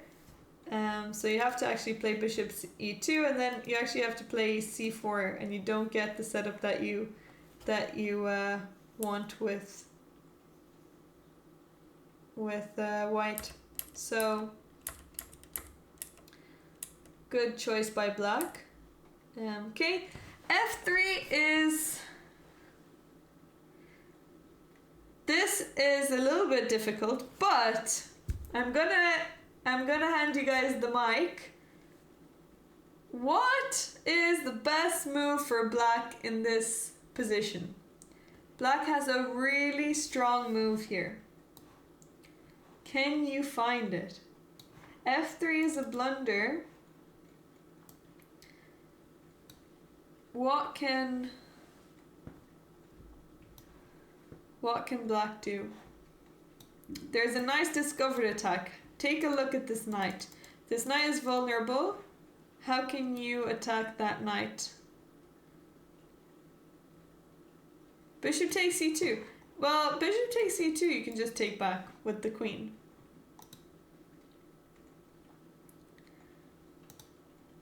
Yes, 17. Well done. Knight to g4. Knight to g4. Discover attack on the knight and also threatening this fork and also threatening this pawn. So many threats here. And the knight is trapped. You can't actually move this knight anywhere. Maybe you have to defend it like this with queen e1. But then the knight takes on e3. And there's another fork coming. So knight g4 would have been really, really strong. If white takes the knight, then queen takes h4, threatening mate on h2. Really nice tactic here, but black didn't find it. So she moved her bishop back. And now the knight can just trade and escape the problem. Okay. Bishop back to d3 where it belongs, and now e4, and white has got this beautiful center here. There's a fork being threatened as well. Oh no, and Lorena just hung a piece here. So instead you can just move your bishop back, and this isn't really such a problem because you can just bring your knight into d5. Maybe you can even come into e3 if they allow you. But that's unfortunate. So knight g4 is just a piece blunder, and I think the rest wasn't a problem for white. But okay, white played really, really well after that. These pawns are looking to get a queen, getting closer, and now it's just, yeah, it's too difficult to play for with black. You're just a piece, and actually a lot of, how many pawns down? A few pawns anyway. But they're really strong, especially this one on d6.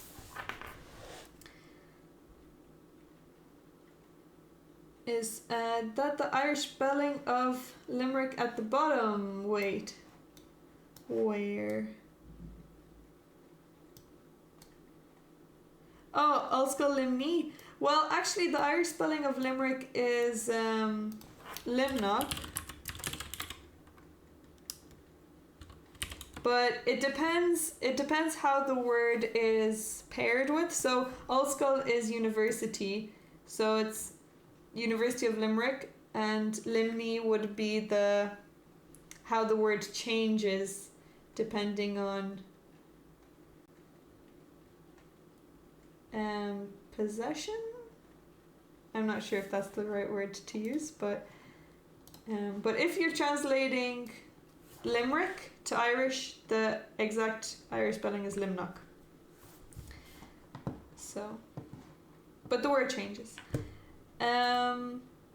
Okay, let's have a look at, I'm just gonna leave you guys with Ben's game, and I'm gonna take a 5-minute break. Under 15 Deshkalescu. Okay, let's have a look there. So under 15s. Okay.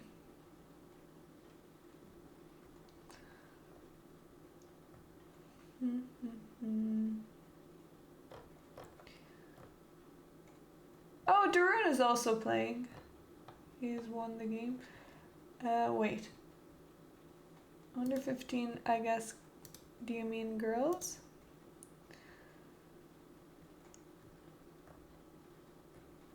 Well, I think, but under 15, why can't I find him?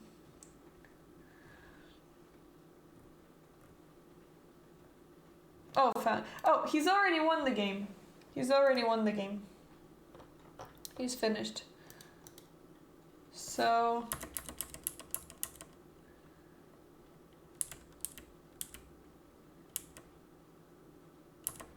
okay, white played c3 here, which, okay, I guess it makes sense. You want to play d4. Yep, that's not really a problem. But black played really well here, d5, and now bishop e2 is a strange move because black is just threatening to take the pawn. So free pawn for black. Okay, queen. Oh, I guess you win it. Never mind, this is a trick, yeah. You win it this way. But I still think this is a nice position for black because you can get your bishop to c6 as well. Or even bishop to f5, and you have a nice diagonal here.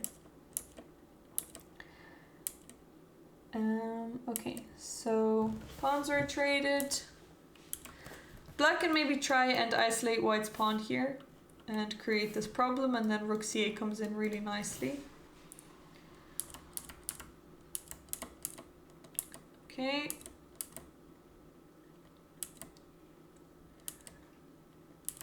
Castling is not a mistake. I guess black has a better move here, knight d5, to attack this bishop, and this is a really nice square for the knight as well. But castling is a very normal move and doesn't deserve this X. Again, knight d5 is really strong.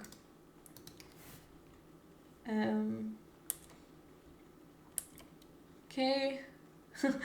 It looks like there are a lot of mistakes being made, but I wouldn't call these mistakes. Nothing is being blundered. Okay, and this is a big problem. The queen is gonna run out of squares to go to, and this knight not being developed is gonna cause a lot of problems for white. So queen e1 would have been the safest option for the queen.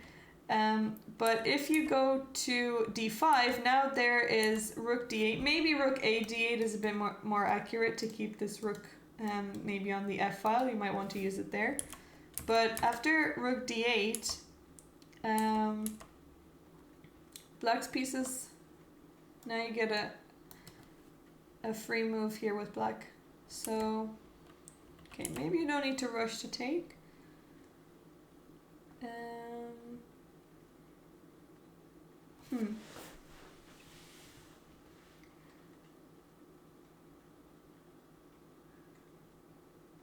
Maybe you can...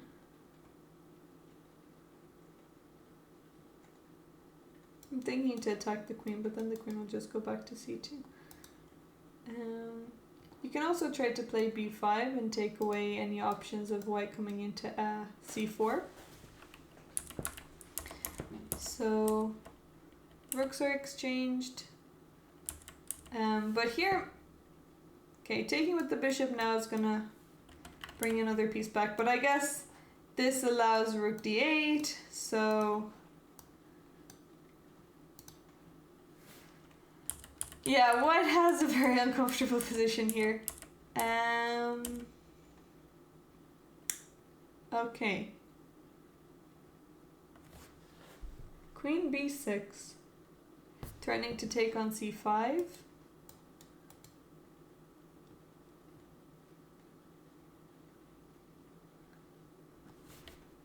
And now after bishop, oh yeah, there's mate being threatened. So bishop takes e2 is threatening mate. And now you need to save the mate. You also have rook d1, check first. But yeah, I guess there's no rush to do that.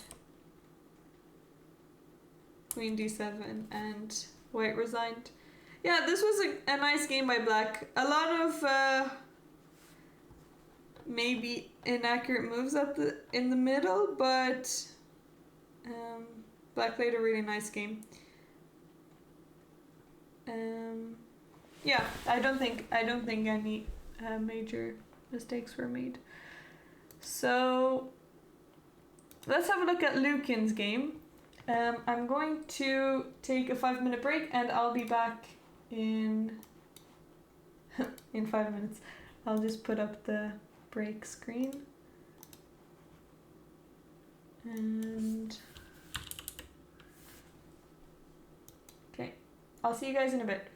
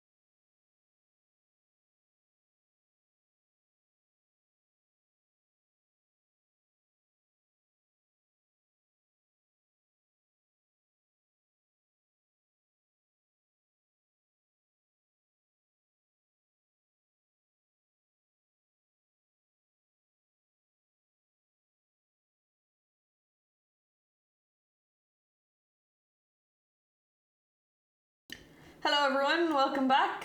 So, a few moves were made in this game since I left. And, wait, we're gonna start from the beginning because I don't think we have, I don't think we watched this game yet.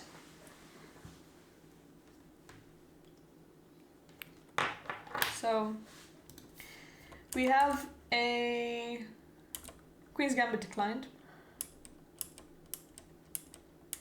So far, very normal. And, okay, maybe b3 isn't so accurate because you're not going to be able to bring your bishop to b2. And when the pawn takes here, you want to take back with the bishop anyway. So b3 seems a little bit unnecessary.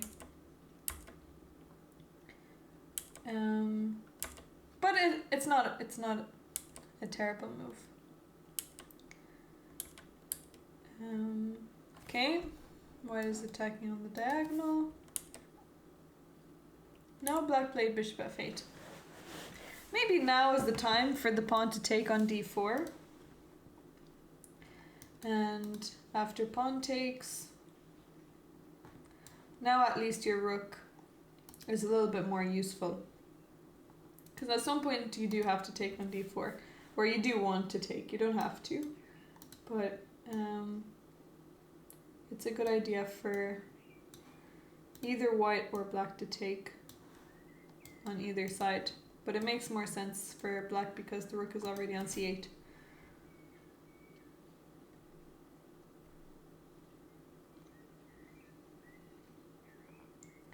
There was an old man from Limnock who swallowed the stone of a peach. He began to feel sick and forgot the trick of how you should spell limerick. Is that supposed to be a limerick? But it's supposed, the last line is supposed to rhyme. Oh, trick and limerick. Forgot the trick of how you should spell limerick. Okay, I guess I see the rhyme. Thanks, Waterfall, for blessing us with that poem. Okay, so now black took, which is good. Finally. Bishop takes back. Yeah, and now we see if the bishop is going to take back, then there's no need in the first place for b3. Okay, so knight trades. Okay, this is looking like black might have some nice attacking chances here after knight g4, followed by queen to h4. There's no queen on d1, so the knight gets to g4 for free, and there's no knight on f3, so the queen gets to h4 for free. So knight g4 would have been a nice move here. Yeah, the Irish pronunciation does make it tricky. That's true. So knight to e4 is also good, but maybe knight g4 just threatens a little bit more things. Bishop went back to e1. Okay, what would have happened if bishop b2, then there's knight to d2, which is uncomfortable. So he has to go back, and now black has such great pieces on the board. Okay, maybe knight f5 is a little bit more active.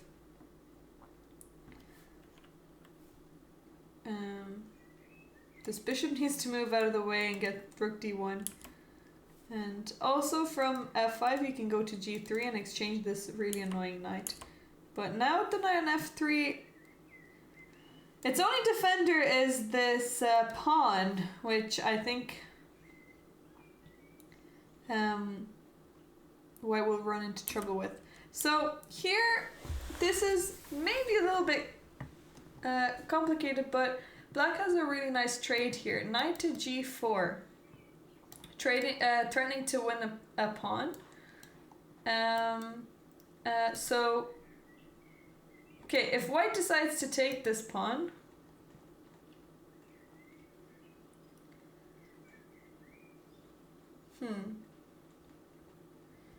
actually I missed that, because now white can just take this pawn.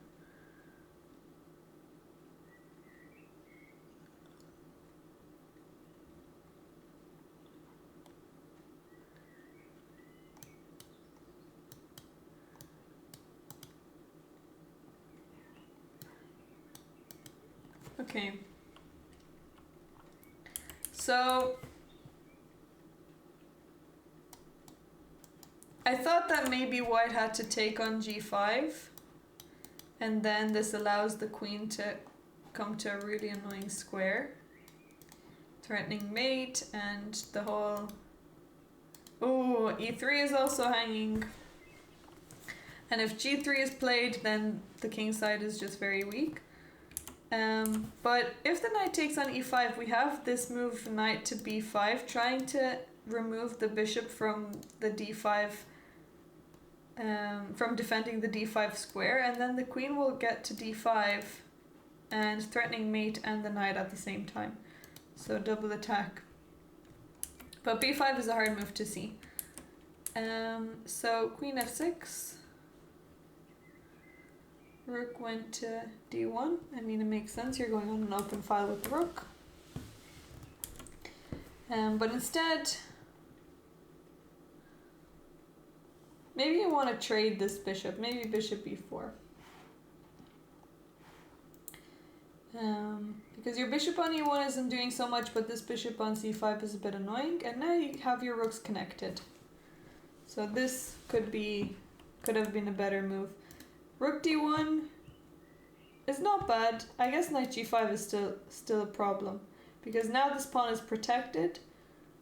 And now I think you have to take the knight, and after the queen takes, you have the same problems. So, okay, it's black to move here, and Lucian is thinking. He could maybe trade as well. He could play rook d8. I wonder, will he find knight to g5?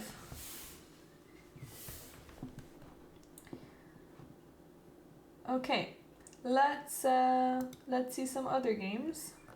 So in the under 17, we've got 1, 2, 3, 4, 5. So the top 3 boards are still... Sorry, this is not under 17. This is under 15s. Yeah, this is under 15s.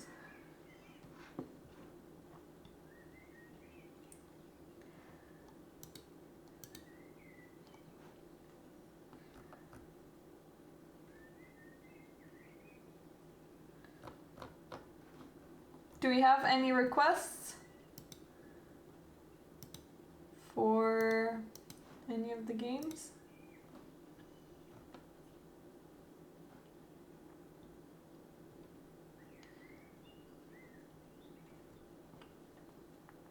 Any of the parents?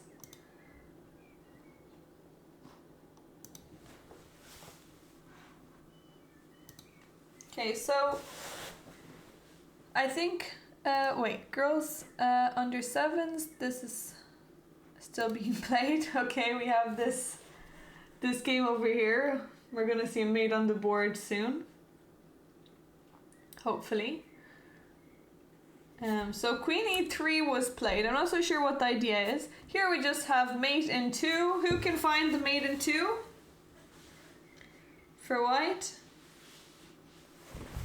I guess she wants to bring her queen into the game as well. But here's a puzzle for you guys. Checkmate in 2 moves.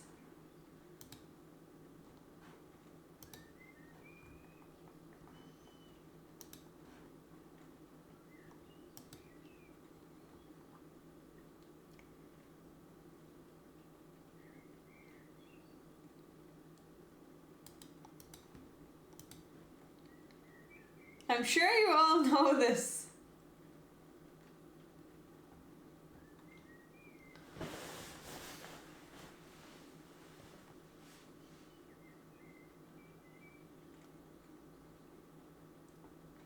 Yes, well done, Waterfall. Rook h7 check, and then we have knight e7 checkmate. So this would have been a forcing way to finish the game, but you can just play anything with white. You have so many pieces. Black is left with 10 minutes. So she won't be able to survive too much longer. And board 1. Okay, board 1 is a little bit more interesting. We've got... Oh, okay, well, never mind. Rook A1 is a really strong move now. What just happened? So, Queen C3 was played. You have to move the king out of the way. Well, maybe you can... Oh, I guess bishop here doesn't work. But maybe you could have tried... Oh, I guess then white can just trade everything. And then just push this pawn down the board. So... Rook A1 was played and now this bishop cannot be defended anymore. And white is just going to be a pawn... a full rook up.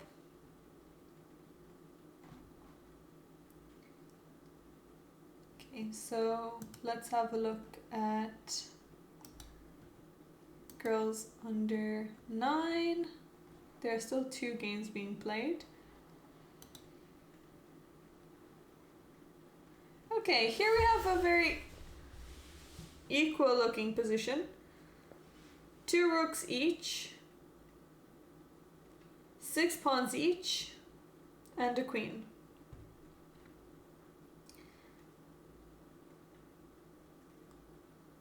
Oh, and actually, they're very even in rating, 1424 and 1469, and also they're both from Turkey. So I'm sure they know each other. I'm sure they came here together, and in the first round they're already paired against each other. That happened to me in at the World Championships in 2010. In the first round I was paired against, and there were a lot more players than there are in this tournament. I was paired against my old roommate that Yeah, Turkey is a big place, but the chess world isn't so big, and especially if you're the same age and you're traveling together you're traveling with the Turkish Federation, you definitely know each other.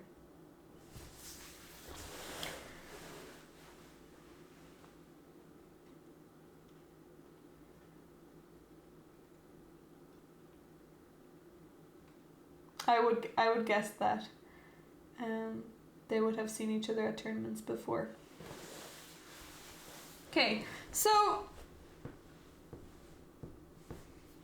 they're both fighting for a win. Black is threatening to take the pawn. Is this a Swiss event? Yes. But since there aren't many players in some of the sections, I think they're going to end up playing, I think it's going to be a round robin. Maybe.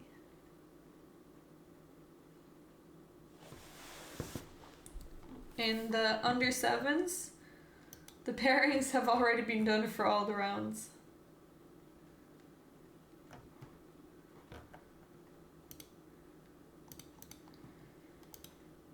And same for the under 9s as well.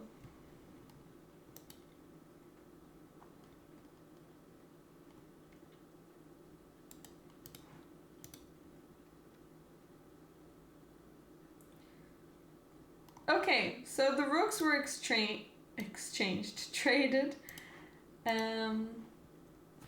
So rook takes d4. Why is this a mistake?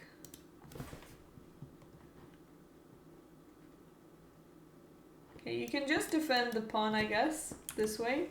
But if you trade, then the queen can come in, and now rook f2 is being threatened, I guess, which is uncomfortable.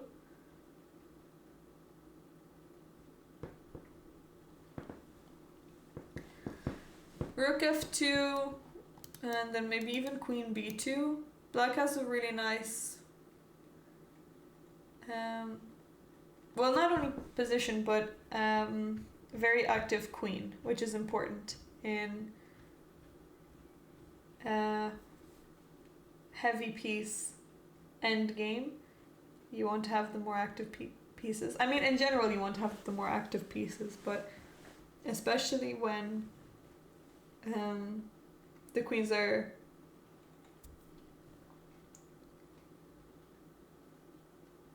the main pieces that you have.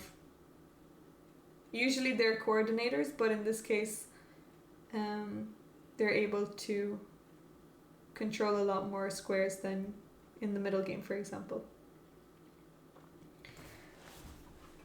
Okay, so queen d4. What can white do here? Can white try and trade queens? Let's say if white tries to go queen e3.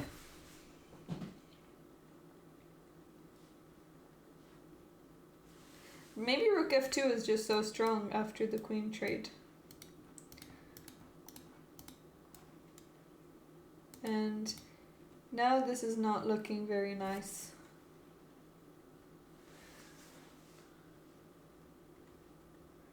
You don't even need to take or do anything, you can just activate your king. And black's king is also going to be activated a lot quicker than white's king. And this rook is just so strong.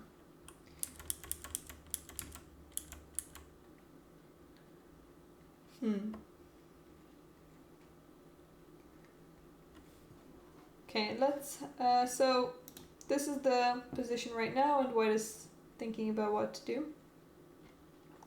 It's not an easy situation to be in.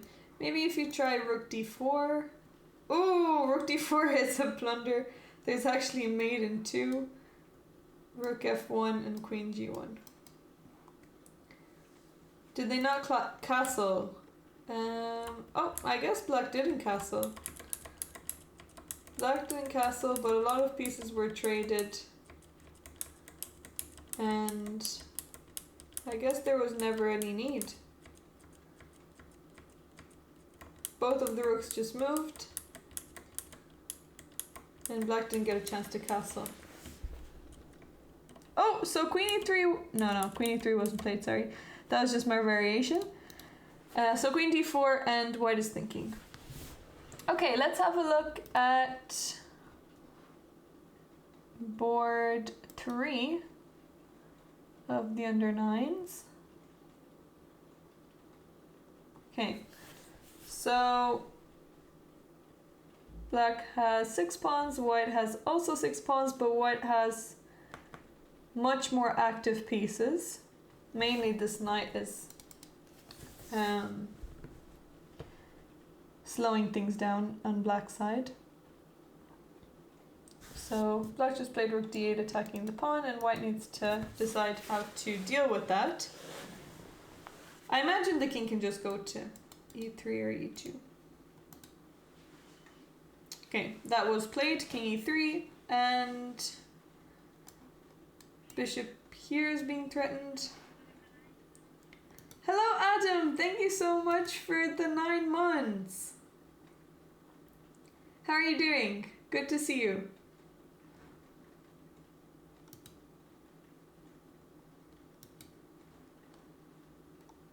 That's good.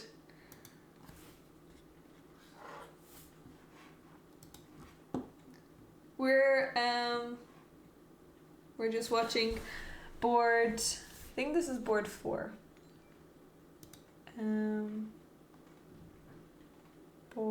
No, it's board 3 of the under 9s. Hey Shadow Seeker. We're commentating on the European School Chess Championships, and it's being held in my hometown in Limerick, where I was born and where I grew up. It would have been nice to play a tournament like this when I was younger. But it's nice to be the official. It's nice to be the official commentator as well.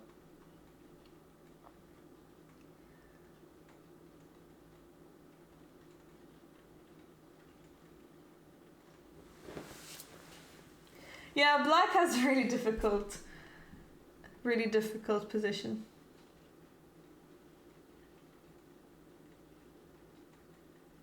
Oh, hard luck, Shadow Seeker, that's annoying. That's frustrating.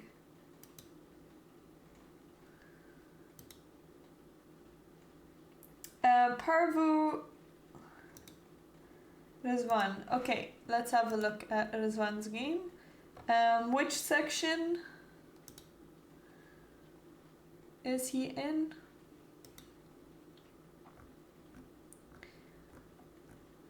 He is under 11, okay.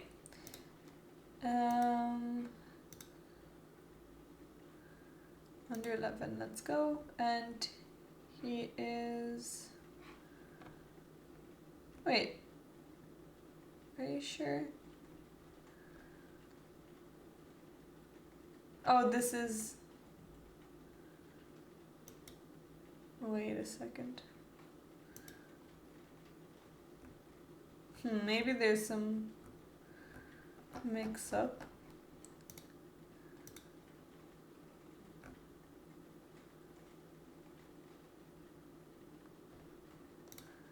Let me see under... Why can I not see his game?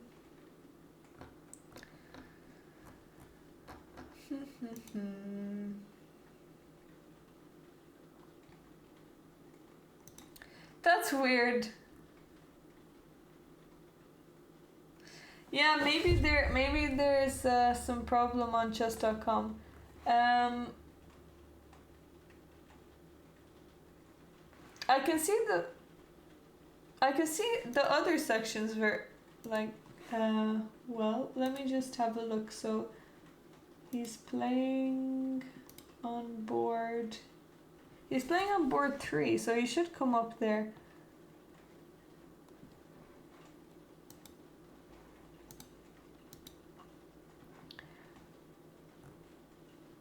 Yeah, maybe the link was lost. Maybe the link was lost.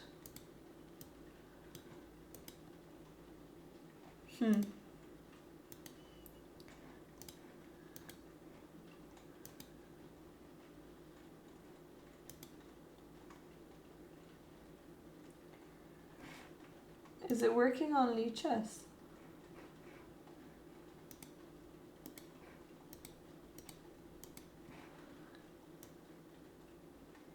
Yeah, tomorrow. Tomorrow-ish, everything should be fixed. We had some issues with chess.com earlier today, but now it seems like maybe there's still some boards missing, but tomorrow definitely they should all be here.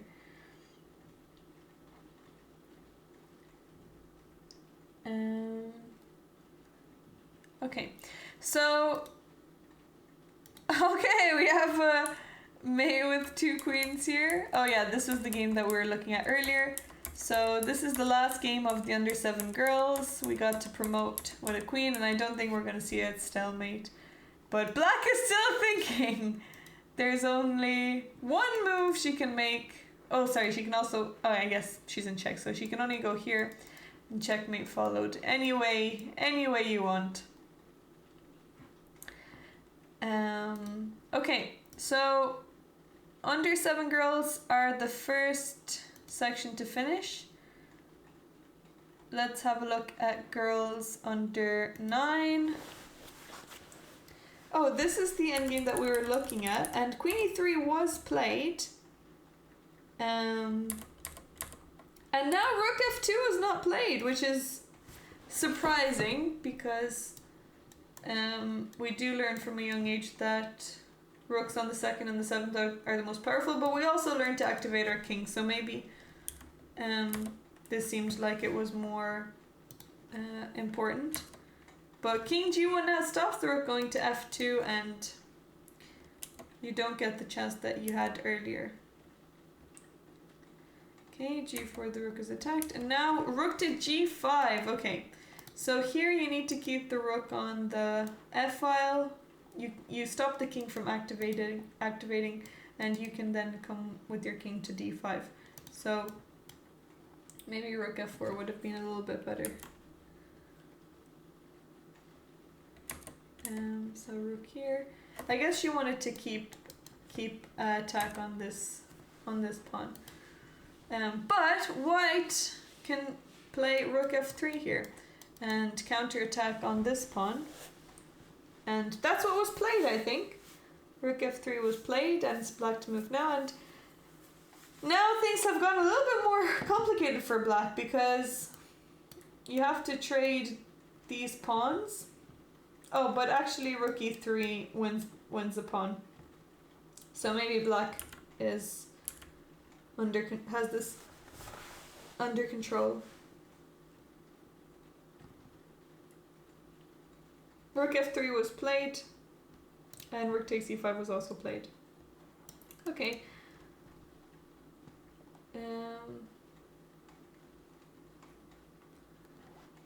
So we'll definitely see rook takes f7, I'm thinking. Otherwise f5 is just going to come in.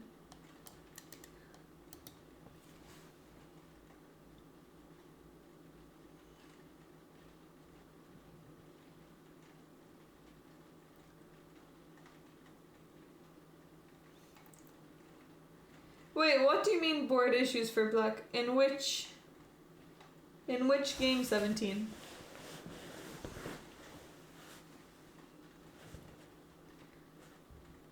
Well, white can just take the f pawn. They don't need to prepare. Yeah, and that's what happens. And now rook e3. Well, let's hope. Oh, actually g5 was played almost instantly. So she didn't play rook e3. That's interesting. She didn't even think for a moment. She played this instantly.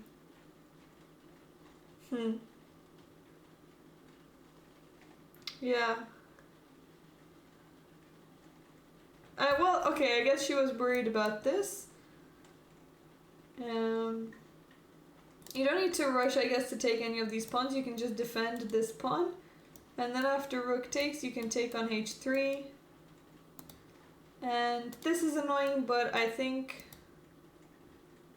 black is slightly better here. Well, I have never done that, Shadow Seeker. I don't plan on it. Okay, so now this just looks like an equal rook endgame, because there's no way for black to enter anymore. King e3 took away, sorry, king f2 took away the e3 square. And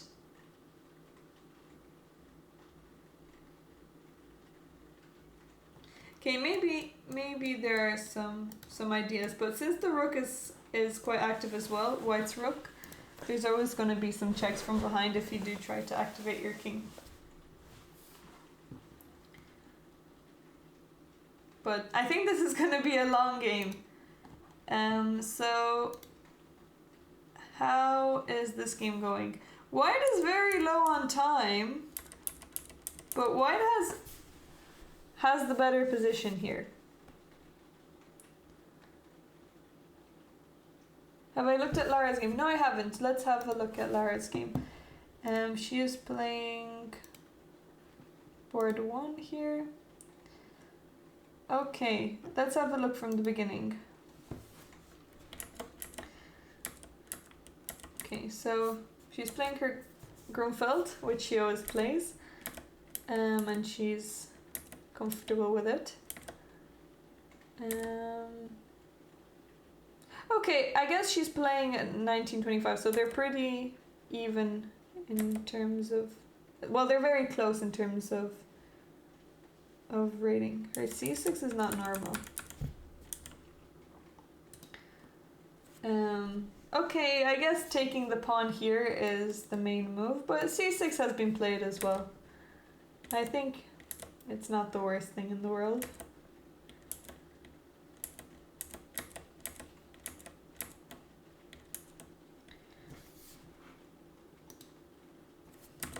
Yeah, maybe it's slightly better for white, but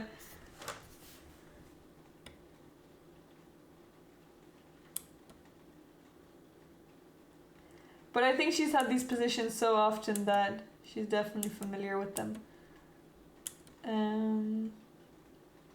Okay, b4 is an annoying move to deal with. It seems like she's escaped a very uncomfortable position because she doesn't have this position anymore. But here white has this annoying move, knight a4. And I guess you still have bishop here. But maybe... Yeah, I guess this is fine.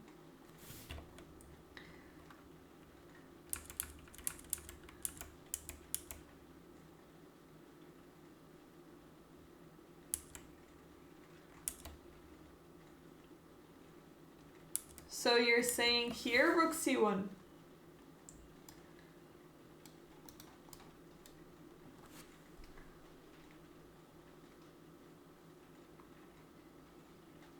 Threatening knight a4, I'm guessing. Oh, after knight, oh right. So knight here. Oh, rook c1 here. Oh, rook c1, yeah, that is an interesting move. And if the queen takes... Then knight a4. Okay, if the queen goes here, then you can take with a fork. But this is very very complicated for no reason. Yeah, I think knight a4 is a little bit easier, and it makes a bit more sense.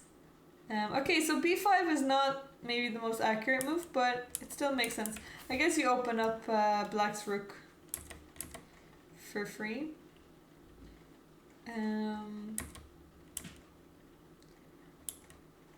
Okay. Yeah, this is very complicated, but I think she has gotten away with a lot here. White had a much more comfortable position, but now Lara is a pawn up. Her pieces are tied down. She has to sit and defend, but white now needs to try and get the pawn back, because if not, then she can use it. So her time situation maybe isn't great, but the position is definitely good. I will back Lara to win.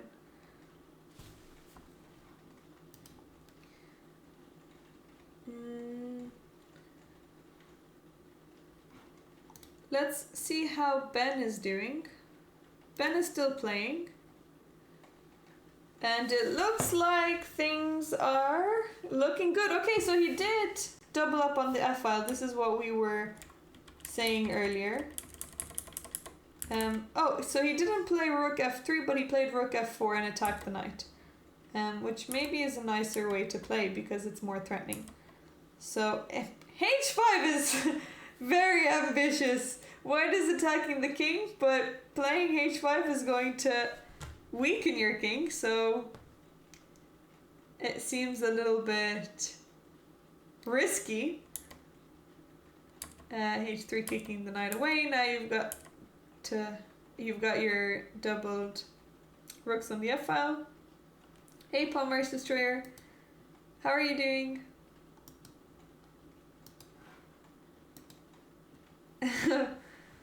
Well, it is the official commentary, so we've got to have a pro setup. Okay, so knight g3 wasn't good because of b4. Black had b4 here, attacking the knight, and if the knight moves, then once these bishops are traded, maybe the attack is a little bit watered down.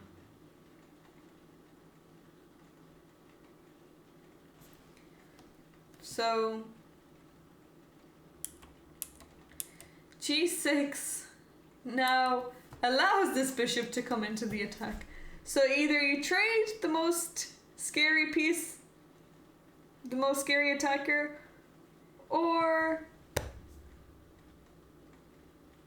you allow it to attack you. and black decided to allow this bishop to be activated. And now b4 is a little bit... Oh, I guess it doesn't really matter if you trade it now, because g6 has just created this huge target. You're already looking at these sacrifices. Rook takes f7 is definitely coming. It's by age, not grade. Oh, grade, you mean like school grade?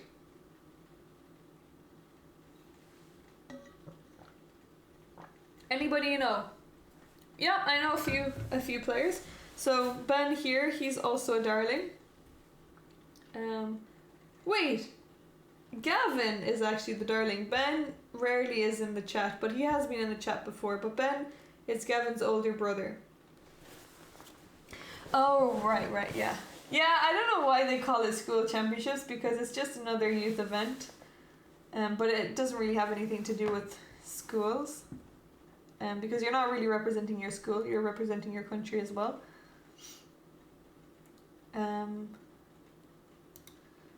Okay, so Jamie took the knight back, and now are we going to see rook takes f7?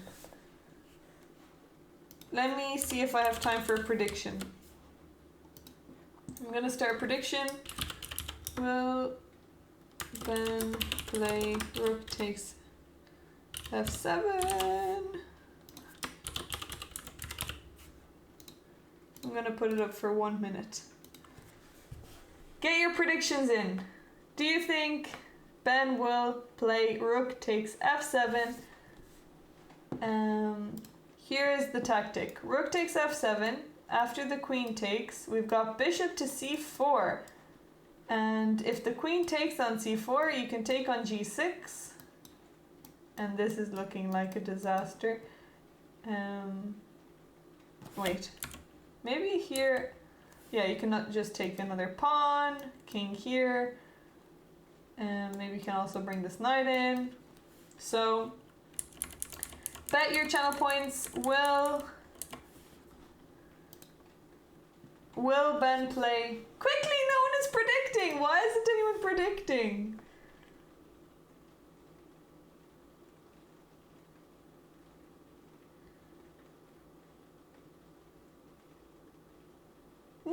No one predicted anything.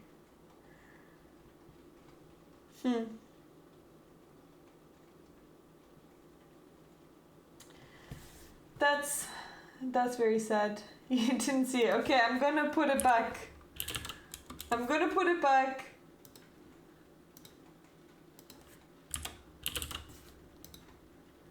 And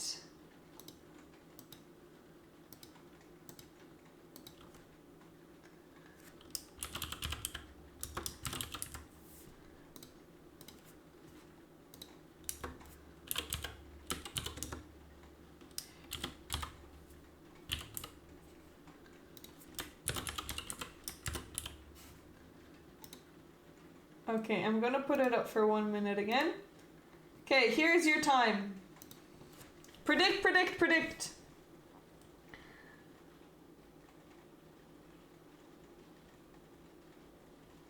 Wait, you did predict, but then why didn't it come up? Okay, so 10 points on no, 17 points on yes.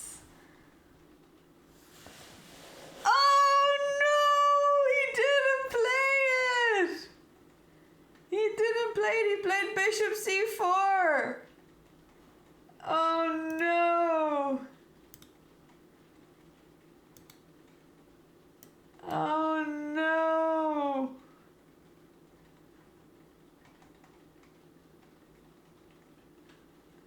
You're gonna put 42k on no. You still had a chance to do that.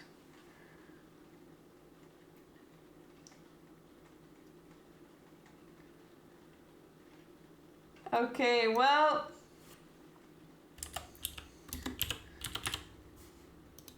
here we go. Choose outcome. No, he didn't play it.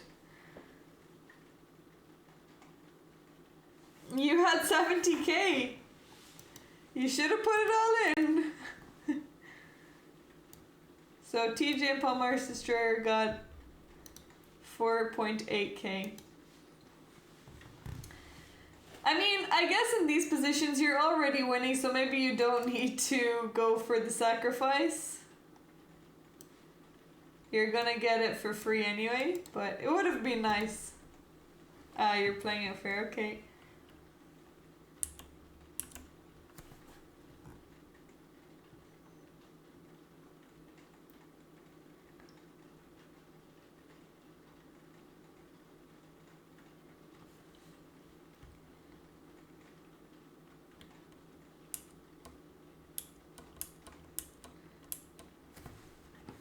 Okay, so King G7 was played, and now you should just... I mean, you can take with anything. You can take with the rook, you can take with the bishop, you can also take this pawn if you want. Ben can play anything.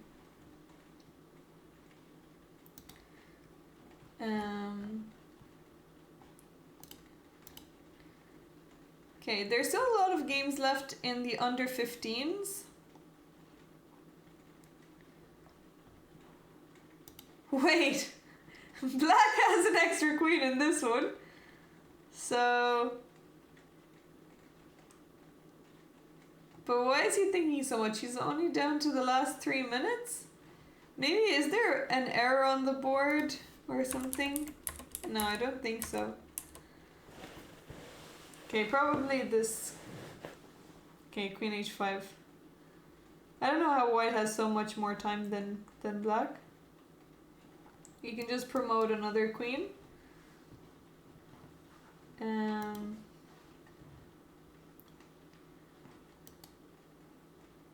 Okay, so we were looking at this earlier,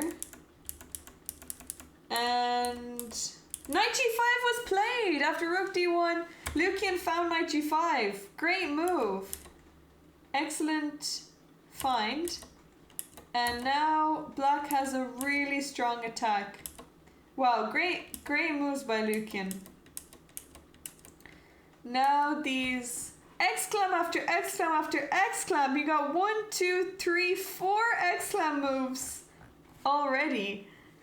Wow, Lucian is playing so well. So bishop e2, now there's mating ideas. Bishop f3 is very strong here.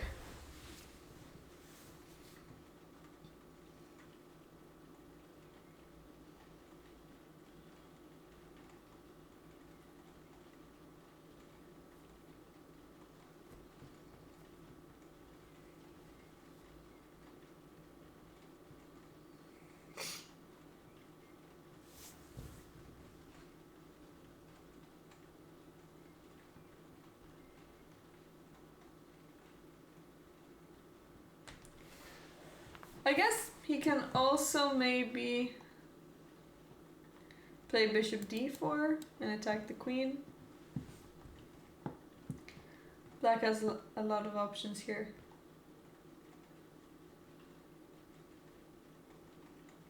Maybe you might also want to get rid of this bishop. So bishop f3, bishop c4. But then queen h, yeah, okay, queen h3. Now you might even have bishop takes f2. And there's a nice tactic. You have king here. Okay, what happens after king e3? What can black do?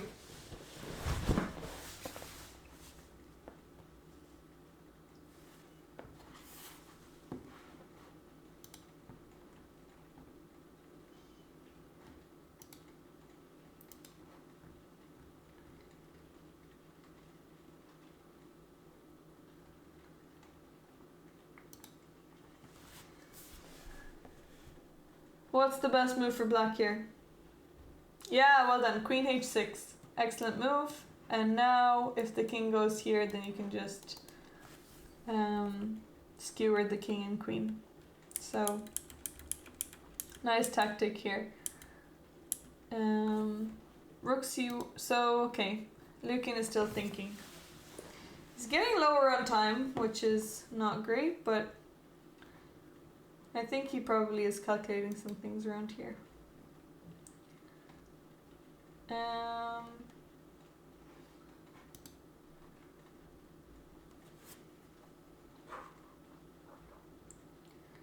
Yeah, he might not go for it. Hopefully he does.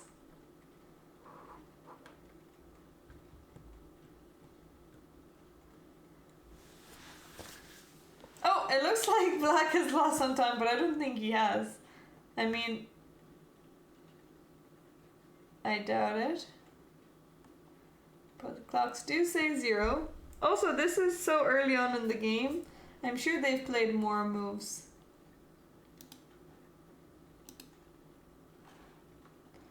Maybe this is just a transmission error.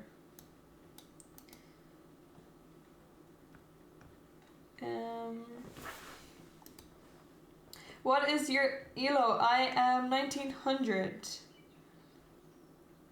Can't remember exactly. 1960 something maybe? Or 70?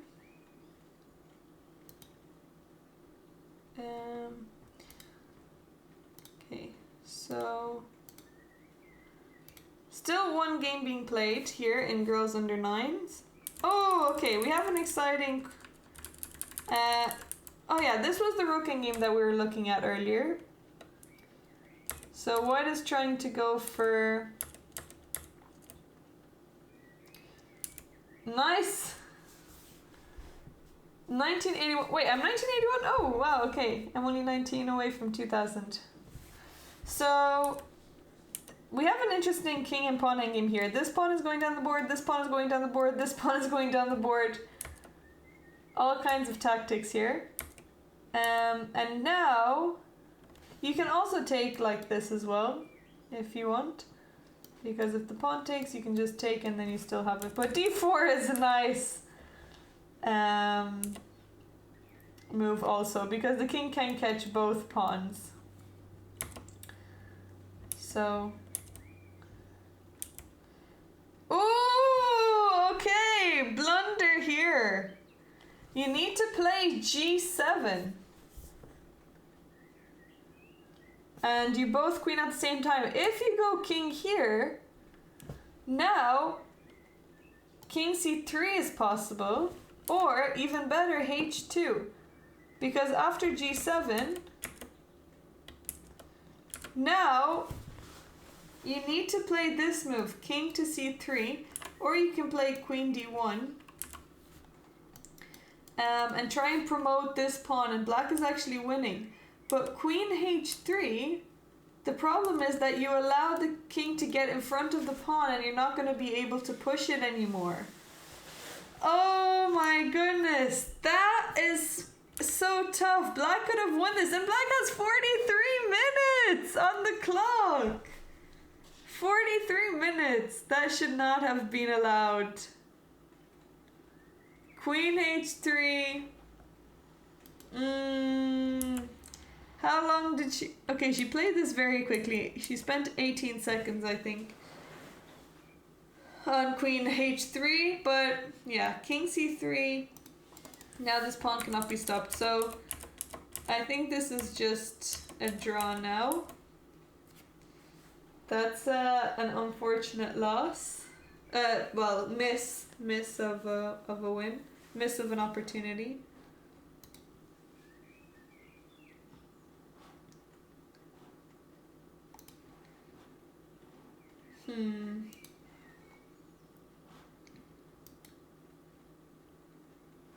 Okay.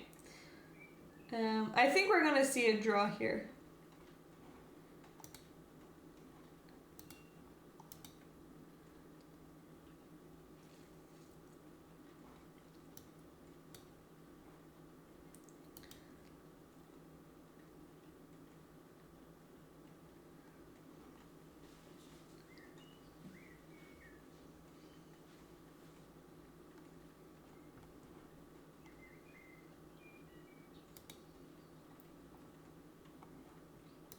Let's have a look at this game.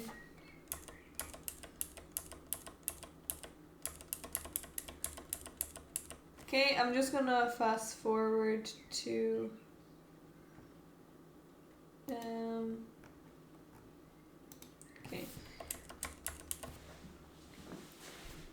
So white has this pass pawn on c7 that is just one move away from queening.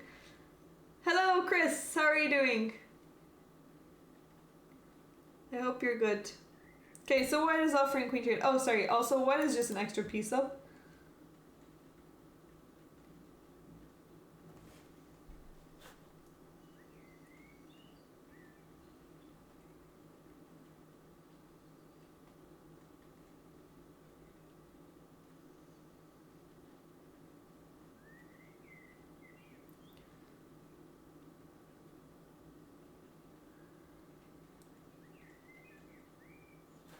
Okay, nice sneaky move here from black.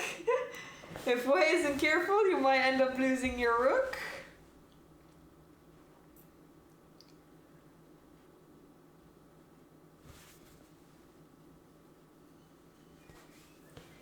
But I think white is gonna spot it.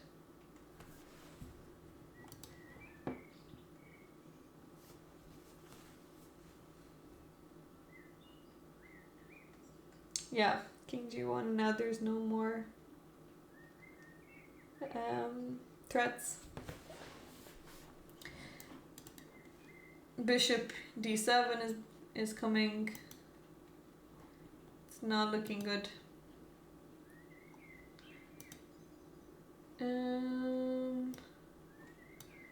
Okay, I think Ben is not finished yet. Okay, so he ended up taking on f7 and he took with the rook, double exclam. He got his brilliancy, brilliant move. And now he's just a queen up. Okay, queen for 2 rooks. So actually it's not that clear in terms of material, but these pawns are so strong and black's king is very vulnerable. Now there's also this move, d5. And if the pawn takes, then you can take the knight. And if the knight takes here, now you have queen f4. But he doesn't even need to do that. Maybe he can just play knight here. Threatening check. And rook.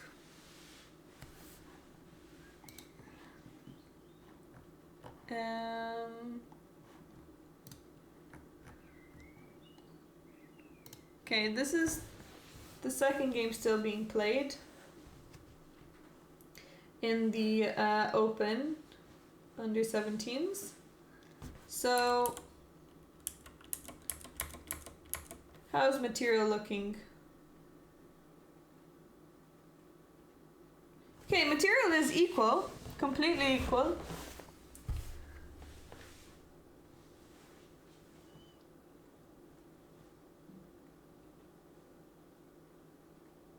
Rook f7.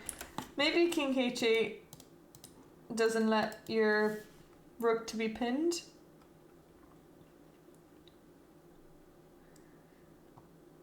And now this is still a threat, so maybe after the rook goes, you can just defend. But rook f7 is going to cause you some issues here. So rook f2, I mean, you need to move this rook somewhere. Rook f2 seems like the main square to move it to.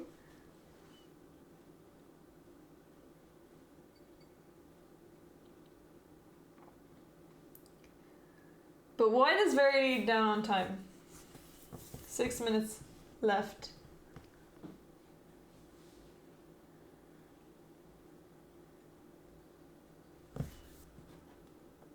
Okay, rook f2 is played.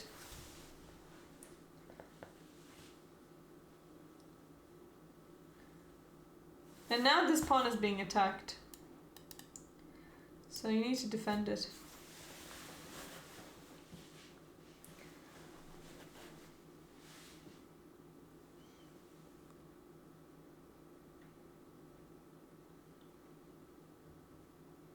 The hall is looking very empty. Not a lot of players left. So I'm gonna see what the last game's still going on. Okay, here white is just a full piece up. Cathal Murphy versus Yildiz. Is this the event that I won? Well, this is the European version of the event that I won, so this is the European schools, but I won the world schools. But same, I guess, sister tournaments, or maybe you could say.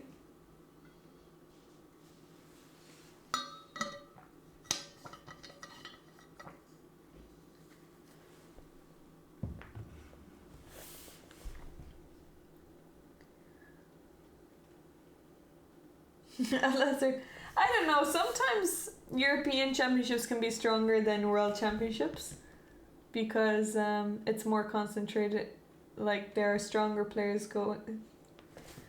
The average is stronger usually in European championships. Why is the game still going? Well, Black is trying to hold on.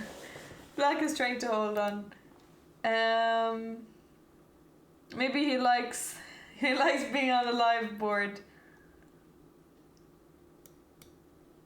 Okay, so I think Lucian found bishop f3, excellent. And now after queen c3, he played bishop to d4, which is not accurate. Why is that so bad? Instead, well, he can actually just win a free pawn. Instead he could take the pawn. But bishop here is not great because of what? I think this is fine. But maybe winning a pawn would have been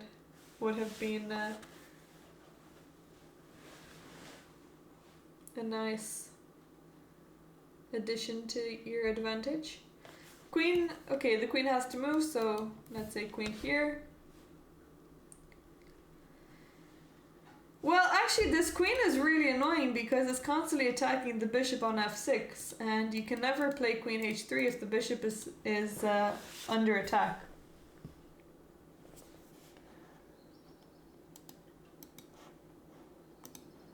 So, yeah.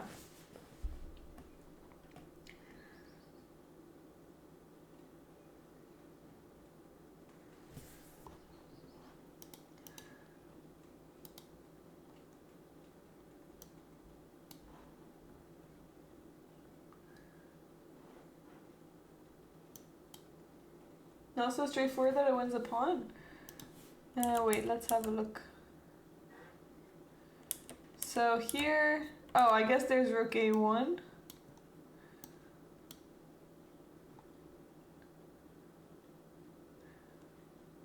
Now you have a nice trick. You've got bishop b4. And if the queen takes, queen h3, and the mate cannot be stopped. So this is a really nice move.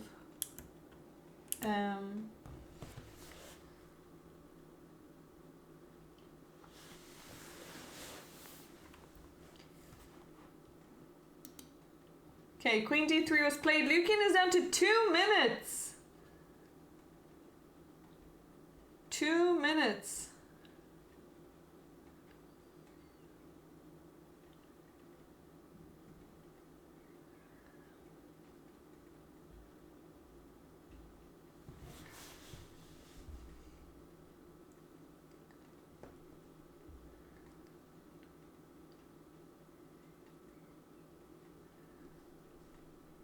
I'm getting nervous for him.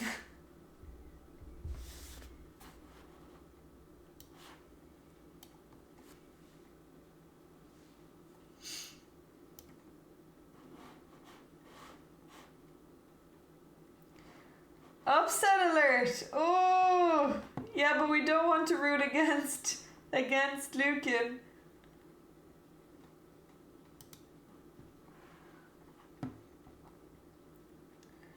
Yeah, it's Ireland versus Ireland. That's true.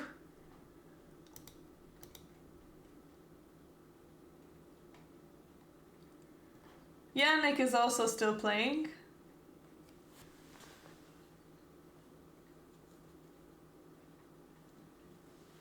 And it looks like... Okay, Yannick is a pawn up, but this is just going down the board. I don't know how you can stop it.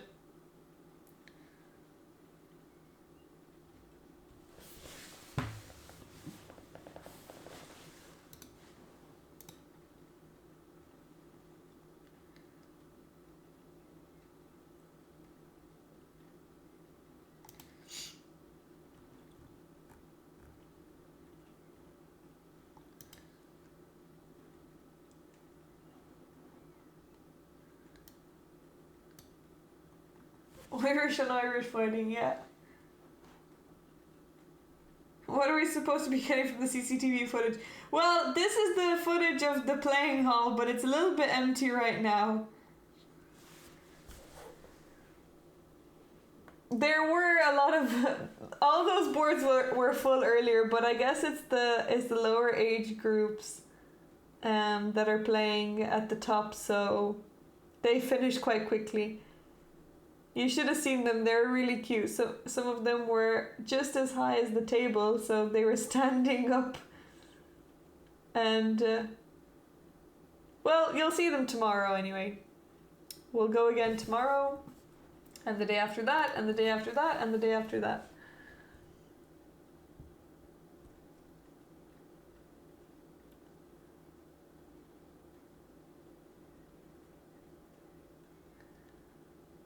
Okay, Yannick is also down to 5 minutes. He doesn't have much time, but I think it's straightforward. The knight is protecting on e3, so you never have to worry about that. I think you can just push your pawn down the board. You can push this one. Maybe you don't want to push this one to allow for some checks.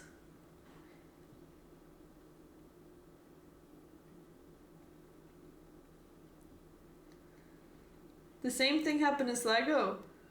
That he was down on time or what?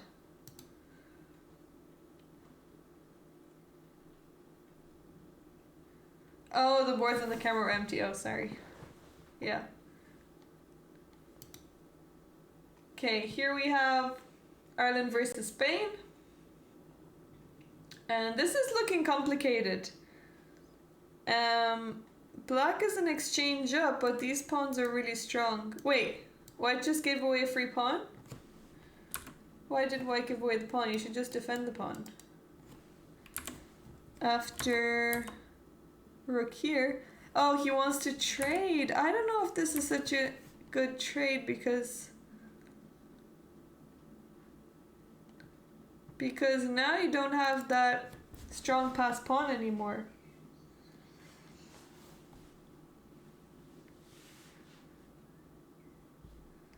Oh yeah, steal his own H pawn. Yeah. Oh, in the previous one, I guess, yeah, in the Yannick game, you mean, yeah.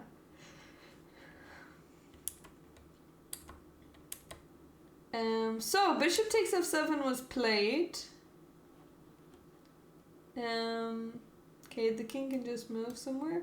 But now black has this really strong pass pawn, and now also the d file has been opened up.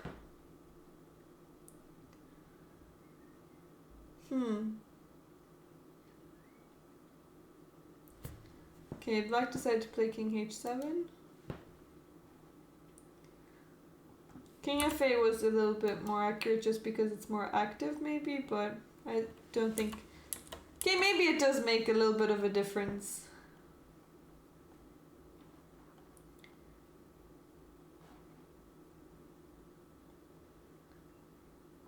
Okay, maybe rook b7.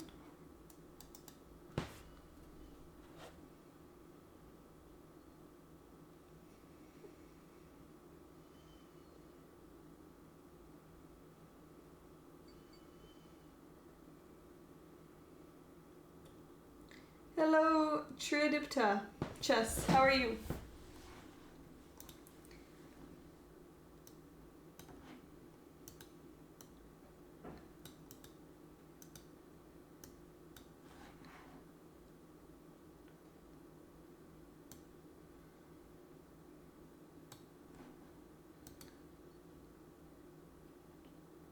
Yeah, you will have to be worried about this because now there are some mating attacks. Can you play a match with me? Not today. Not today. We're commentating on the European School Chess Championships. Okay, we haven't looked at this game yet. Ethan versus Ali.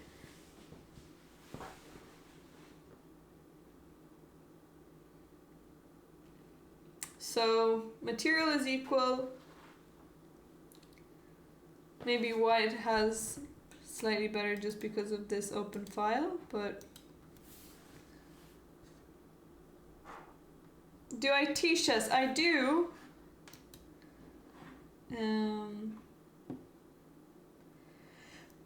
I do also teach chess. Okay, so maybe black can try and offer a queen trade, but this position looks very tedious for both white and black. Okay, black has a pass pawn, but it can also be a weakness. And it's easily attacked.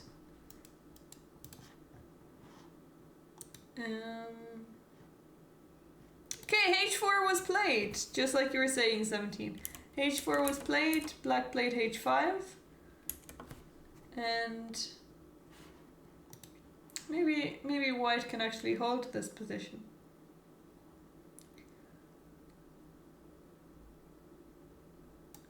I think rook b7 is a solid move. This was under 13s. Okay. Girls under 11 is still being played, so this is...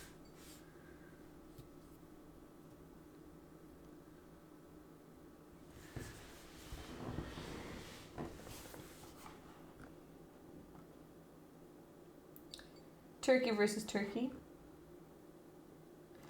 We're also 5 followers away from 8,000. We're 5 away.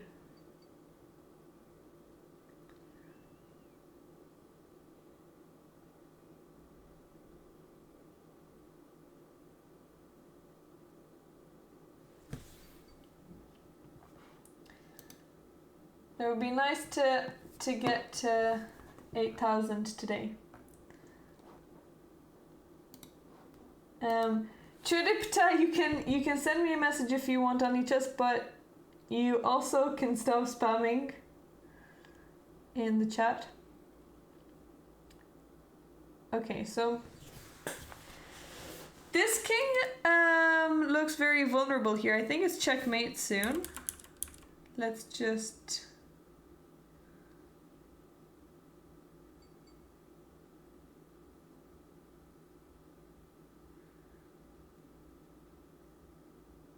Thank you, 17, for adding a command. Okay, so bishop g1.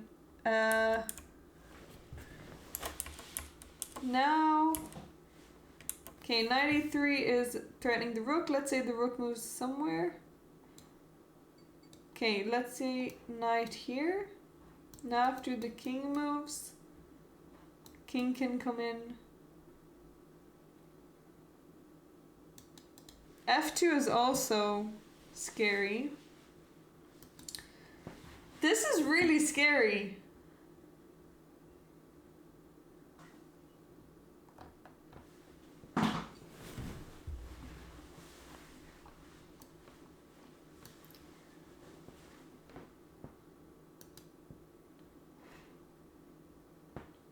I don't think white can stop this from happening.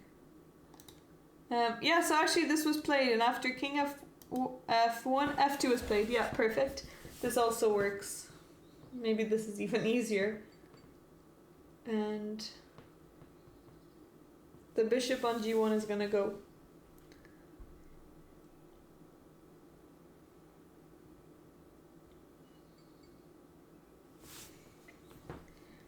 Okay, let's say the king moves here. Now you can just take and trade, and now this...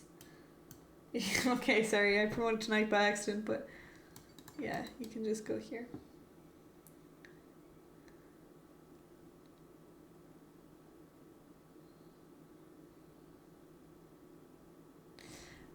Waterford Wizard. Well, the problem with that is, let me go there.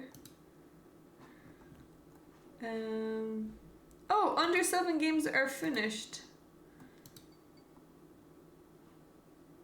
Barnabas Panda 1. Was it this one? Oh yeah, let me just show you. So the problem is if you take with the rook, now the rook can just take, either rook can take on d5 and the rook is hanging. So now you have to either move your rook or take the other rook, and now the king can just take. So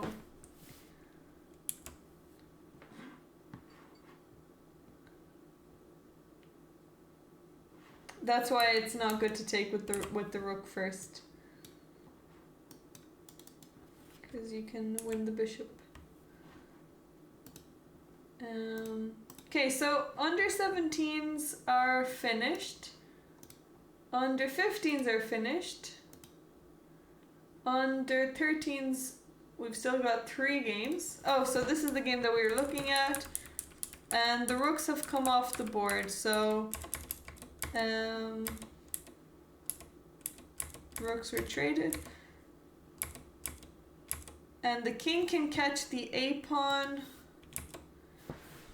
The knight can also catch the a-pawn. Did Lara win? Let's have a look. Lara is still playing probably. Yeah, Lara's still playing. She's down to 36 seconds. So what happened here? We left off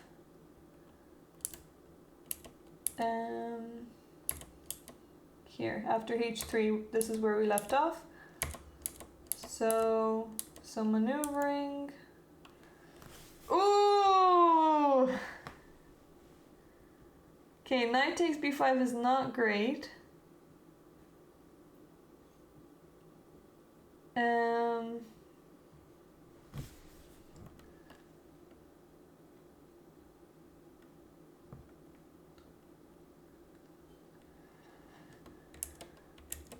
But Lara's down to the last 34 seconds.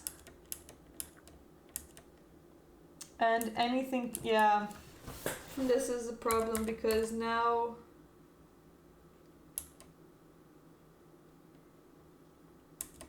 I think she's blundered.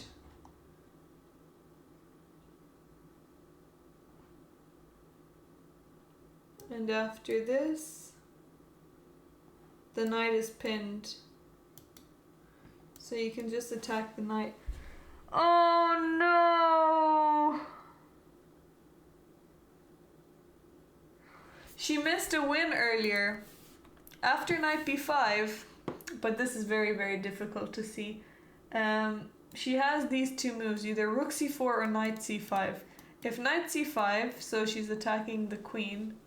If the pawn takes, you can take back with the pawn, and you've got a fork here, and also attacking this bishop. And you can't, this knight, and you can't really save both.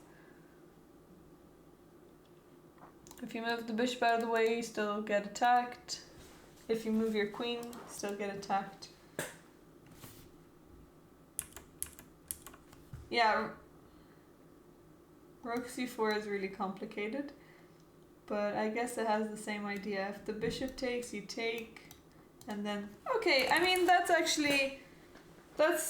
not... Okay, you're not going to look for that move because it's a very complicated move, and knight c5 is very complicated. So, both look very difficult to see. Oh, not here. Where do you mean? Oh.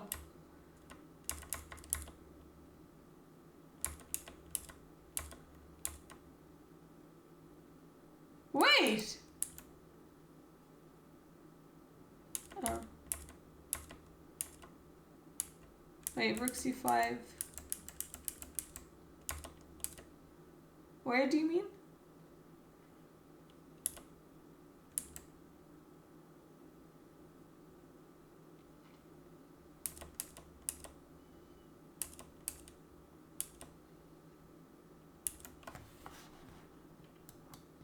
Hey, no pun intended.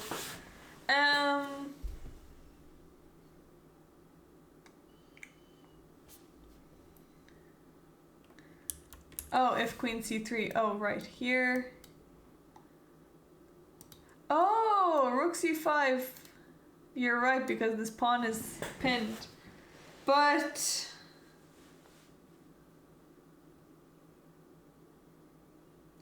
okay, but the queen can just move out of the way, and the knight is still pinned. But okay, she can hold on a little bit longer.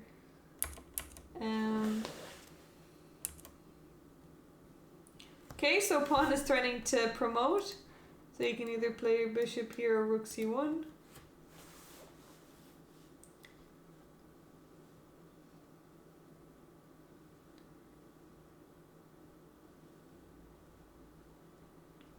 She's in exchange down now, but maybe she can still hold it. Although if this pawn wasn't here, then I would give her more chances to hold, but this pawn is going to just push down the board.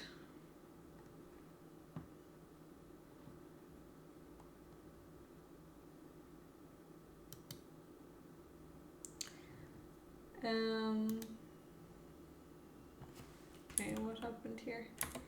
Oh, okay, so here the position is equal, and now d6 just blunders a pawn. What was the idea behind d6? Because now d6, and now there's queen d1 check.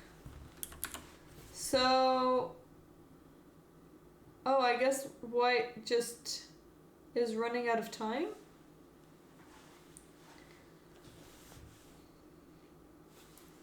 Because you can just play queen e2.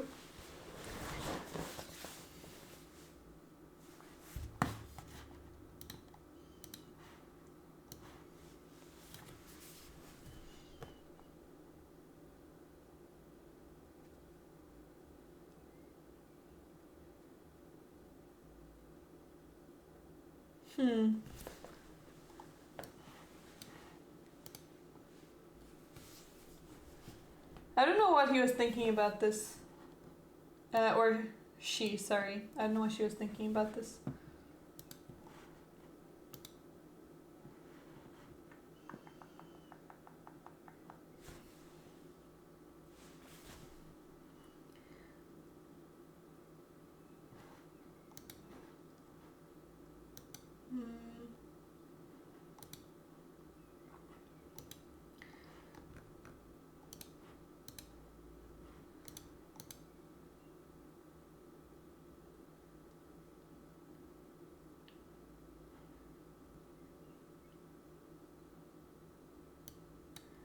Okay, so we were looking over this game earlier. Oh yeah.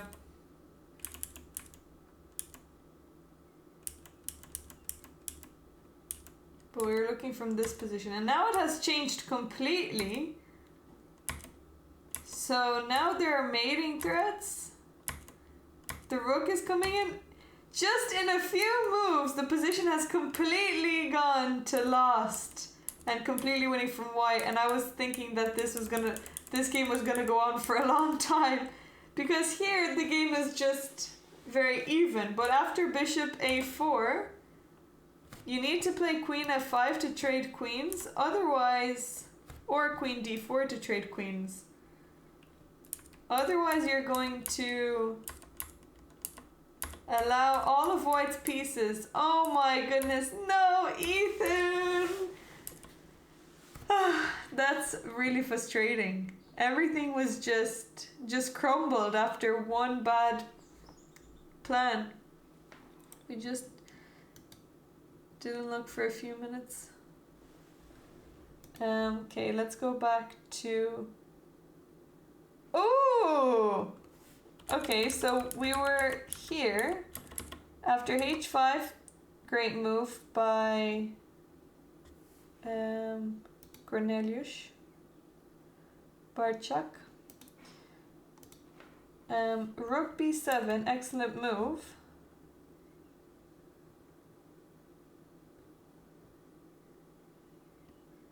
And now The pawns are just going down the board. Rook b6, also brilliant move to help this, and also... wait, are we threatening some... I think we're threatening mate. Bishop here, and if the king goes back, then rook b8 is mate. So the king... Oh yeah, well, we're also threatening a fork. But now we can just hide behind our pawn. You don't want to go in the back, because it'll just be mate.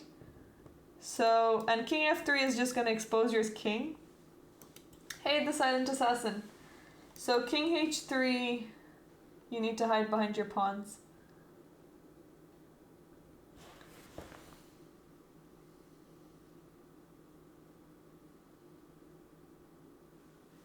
You need to replace an S with a C there.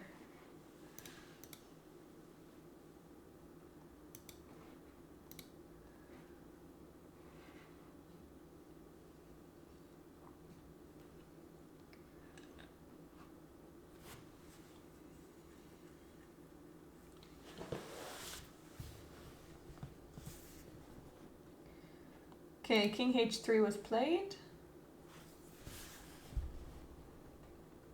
Where is Limerick? It's in Ireland.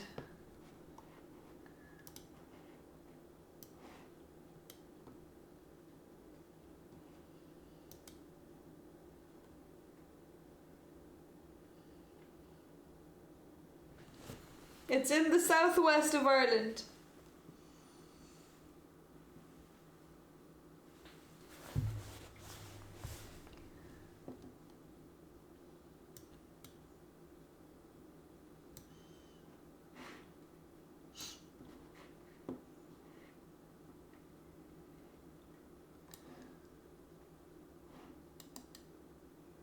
Actually, I think that...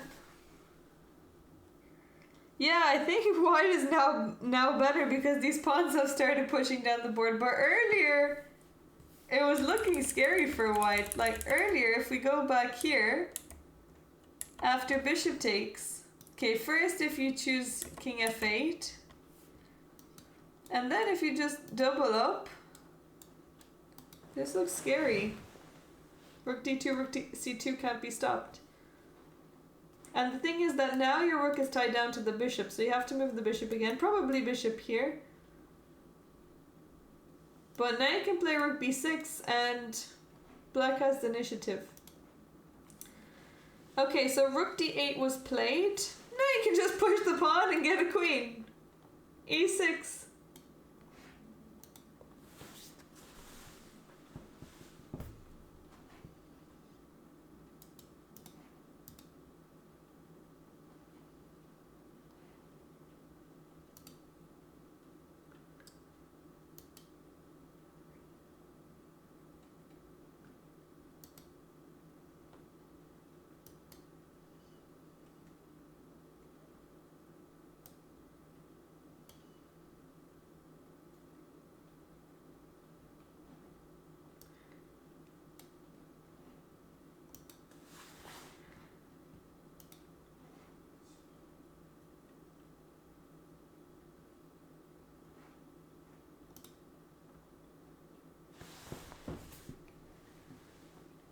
Yeah, okay, I think e6.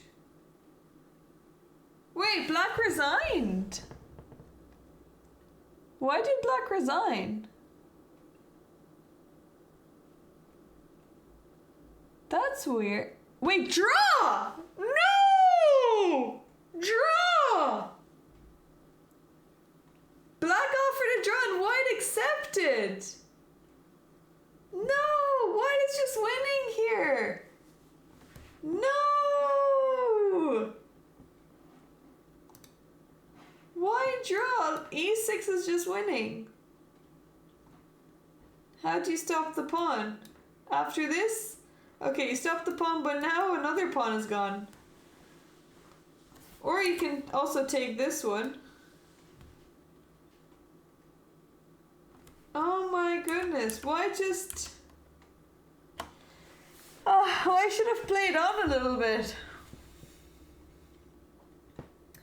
I guess he's happy to draw against a higher rated opponent, but this is like this is very straightforward for white. Okay, so there's only one game left. Yannick is still playing. Rating swindle, yeah. But he's down to his last few seconds, 43 seconds. Okay, but he has 3 extra pawns. So it might be fun for him to play this actually. Exactly, Senti, exactly. If a higher rated opponent offers you a draw, you're better. But I'm down in exchange. Wait. So under 11s, there's still one game being played in the under 11s. Okay, this is an interesting game. So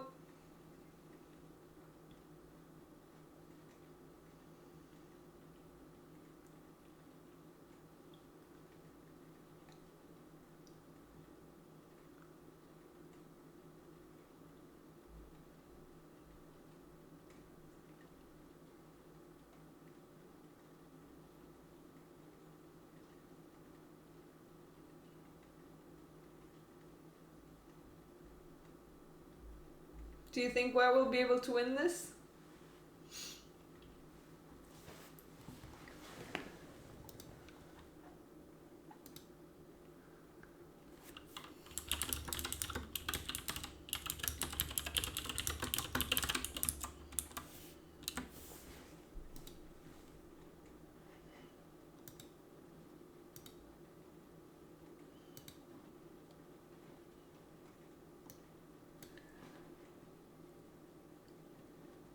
Okay, they can try g4, but oh, maybe the knight won't actually sacrifice. g4, knight moves away, king e5. Maybe White will be able to win this game, but it's very complicated. I mean, it's more complicated for Black to hold it, I guess.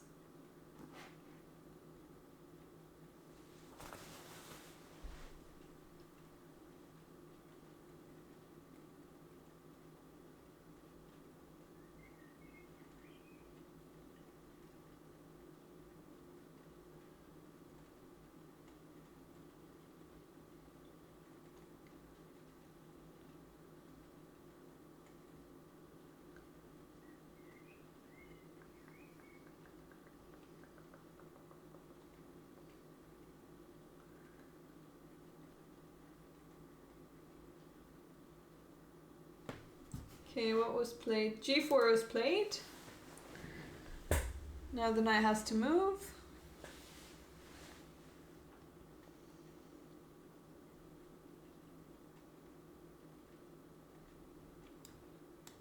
Doesn't matter where the knight moves.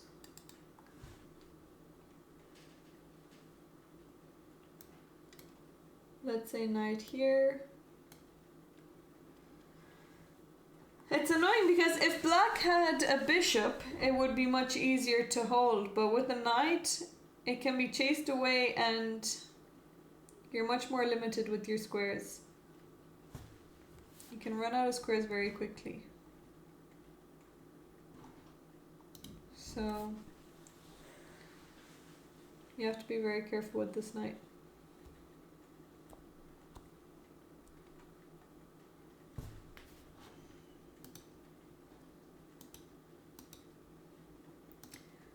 Okay.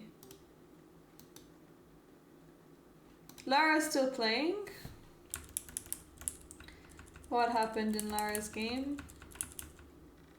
Okay, so we were here, and after the queens were traded, rook c1 was played, and now f4 to only move to stop the bishop from taking.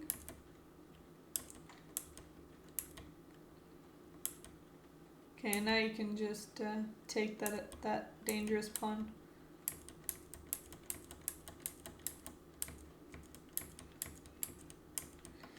Okay, Lara's down to her last few seconds.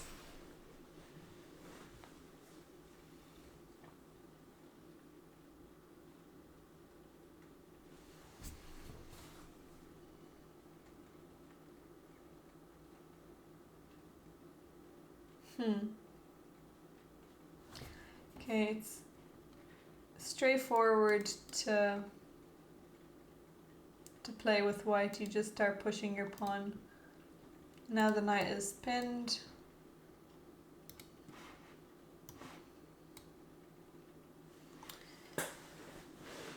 Not looking good.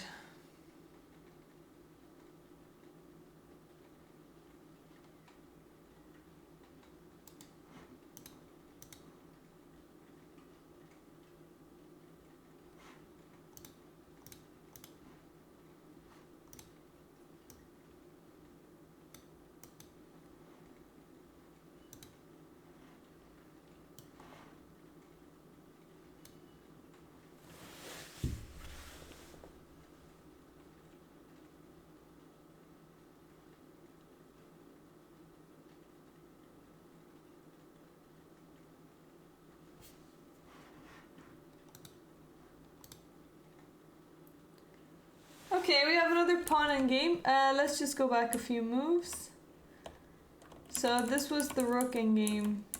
Oh yeah, this was the the pawn sacrifice for no reason. Yeah, now the king and pawn in game is just lost because black gets there first. And black can even just sacrifice the queen for the pawn and push this. Yeah, queen a1.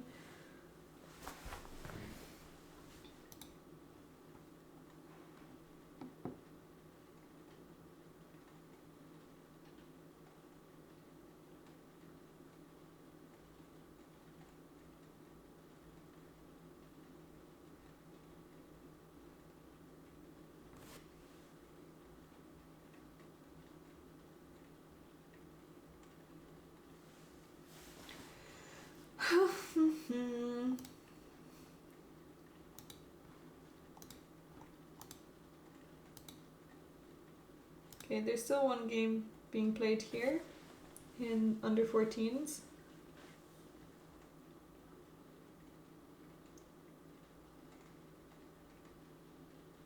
Okay, but white is just 2 pawns up. And these pawns are unstoppable. And this pawn is stoppable. You can just put your king on d1 or d2 and it's easy to win for white.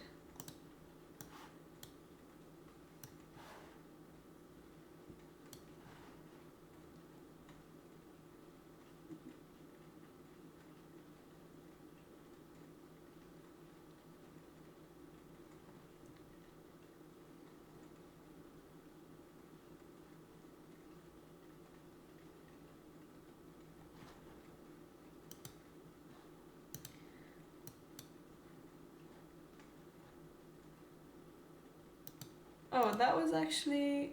Wait, girls 13 and girls 15 have a very similar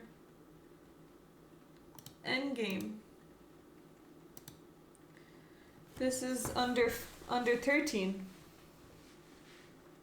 And... Well, I guess it's... Is this winning for white? I'm not sure if it is winning.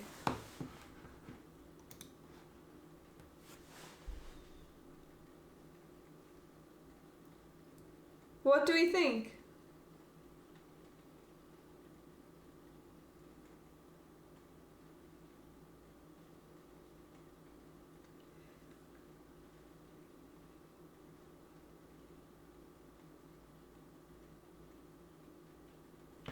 Wait, but black can just take the pawn now. Wait, why didn't black take the pawn earlier? Wait, I don't understand. Why isn't black taking the pawn?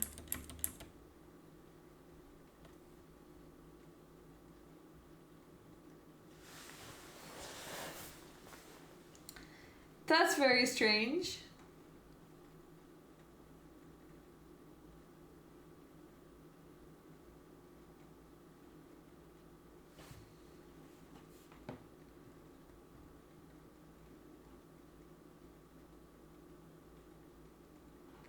Okay, I guess she doesn't want to allow rook takes f7, so rook takes f7, now you can take here, and now you just have to know how to draw against these two pawns. Yeah, maybe it's not easy, because if you try and bring your king in, rook g7, oh, I guess you can defend it with the rook. So, yeah, this is not easy for black. So, but if you don't take the pawn now, okay, so she played another check, king c2, and now she took the pawn. Okay.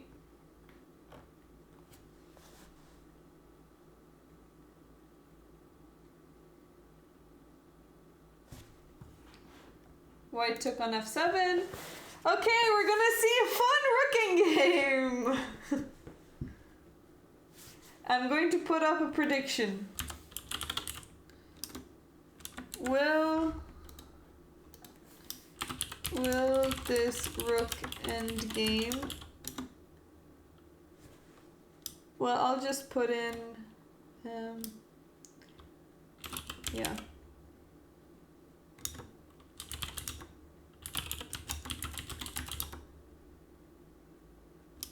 Wait.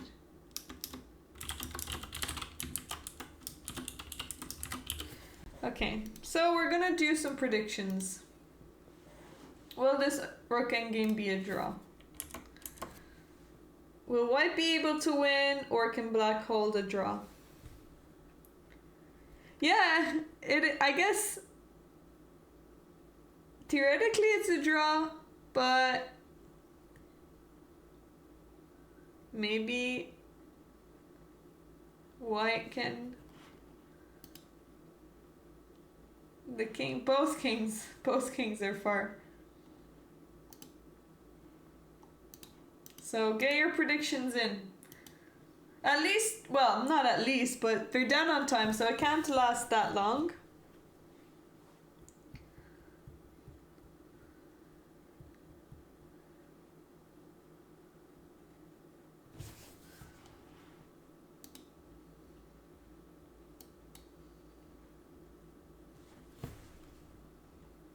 It is scarier for black to play.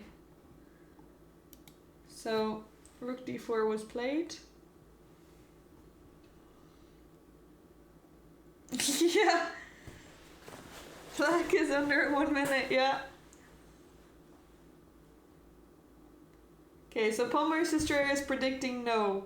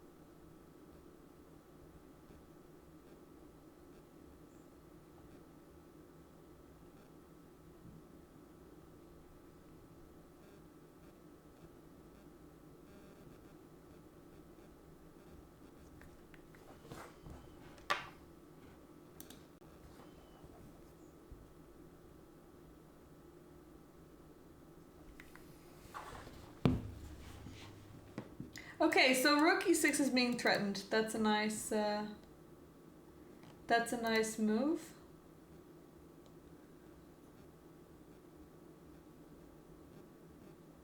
Okay, if you play something like this, okay, well then you lose.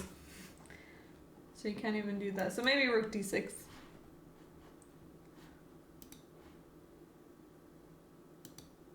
What if black wins?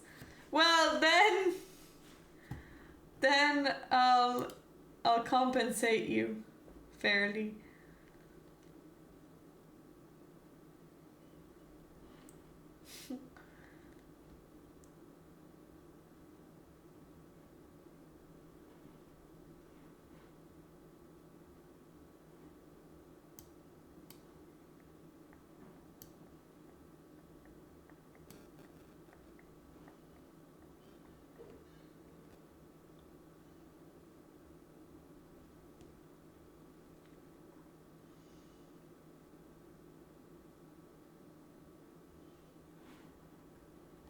Okay, king c3.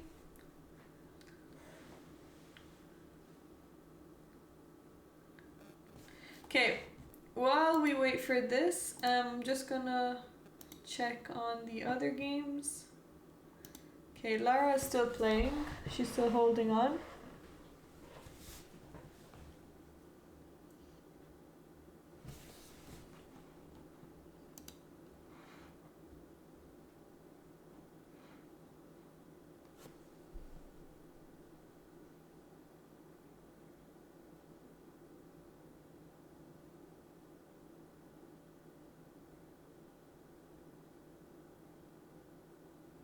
Yes, she's still a junior.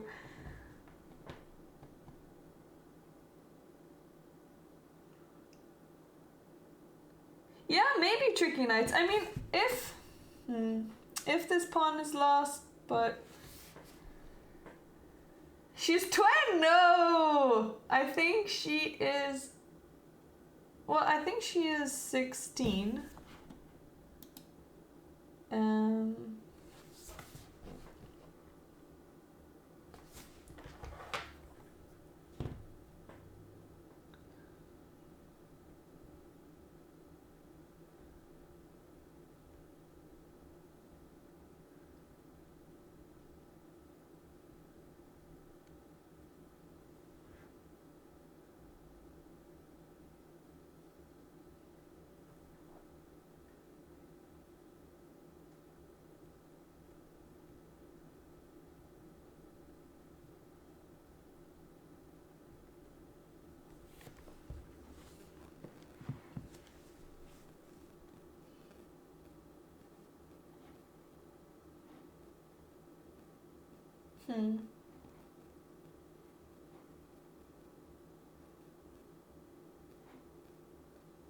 Okay, well, she shouldn't exchange, so maybe just move the rook here and try to check. There's no checkmate, but rook c3, try to take another pawn.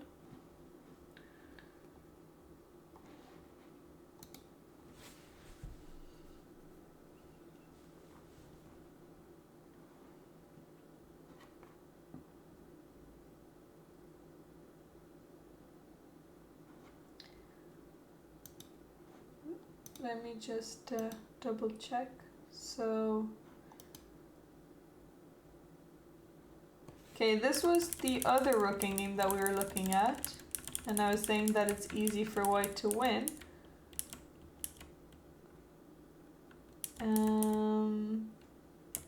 Okay.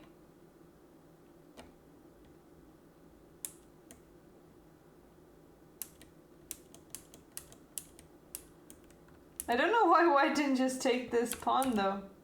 Wait. Oh, okay, I mean it makes sense that you don't want to lose that other one.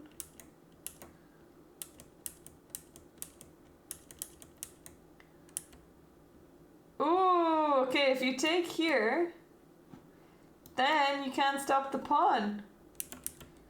So you have to be careful a little bit. But now the g-pawn is going. Okay, this is not so easy maybe anymore.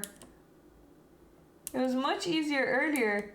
Oh my goodness! Black can actually play rook b3 and... Now I think this might be a draw because you push and then you take... Oh no! Okay, well... Wait, draw? This was agreed a draw, but b5 is still winning! I mean, it's not easy. Because of this. You have to play king f2. What? No way this ended in a draw.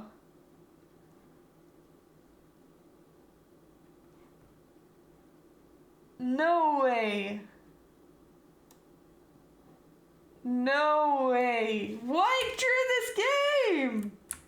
What? I'm in shock. No way. White is just 2 pawns up.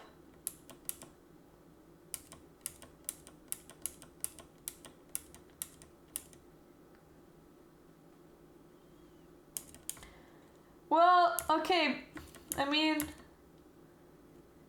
she made it harder for herself.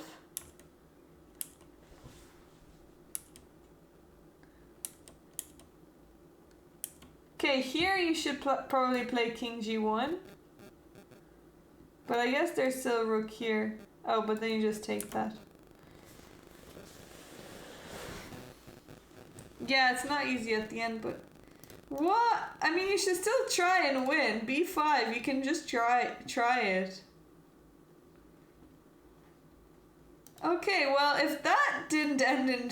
If that ended in a draw, then I'm not even sure about the other one that we were saying. So we're saying that this is a draw.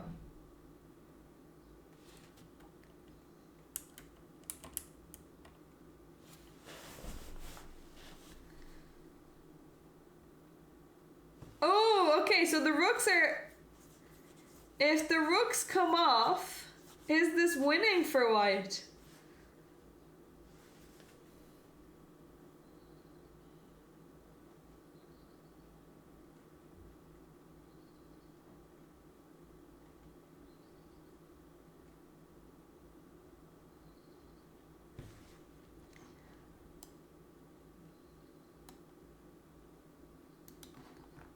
Is this winning? Let's see.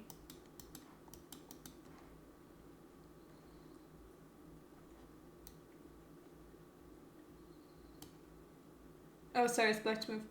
Yeah, you're right. G5 is the only way to draw. If you play king here, it's losing. But you can play G5. But this is... I don't think this is easy. Let's see. Okay, white is thinking here. I mean, the only way to try and win is to trade. Oh, and white didn't trade. Okay. You think this is basic?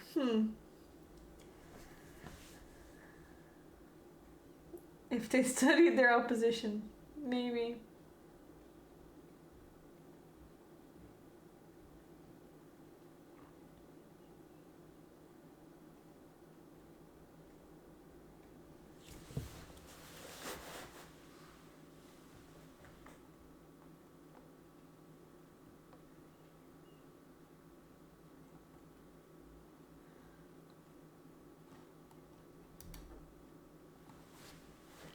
Yeah.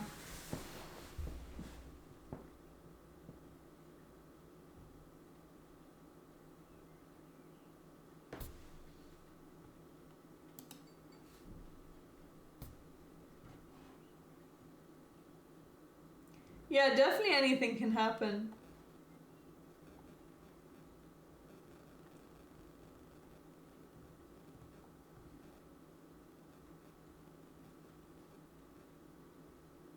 Yeah, it's hard to lose now that the king is here. That's true, because you can even maybe come over here.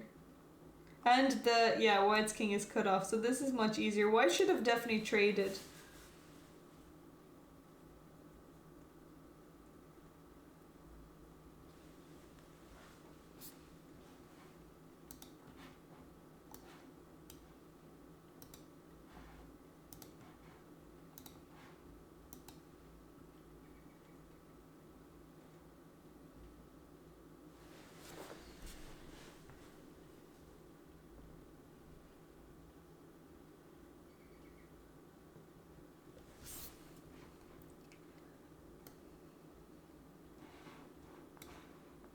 Okay, they've agreed a draw. So, whoever predicted a draw can get the points. Prediction. Will this be a draw? Yes. 17. Who else got points?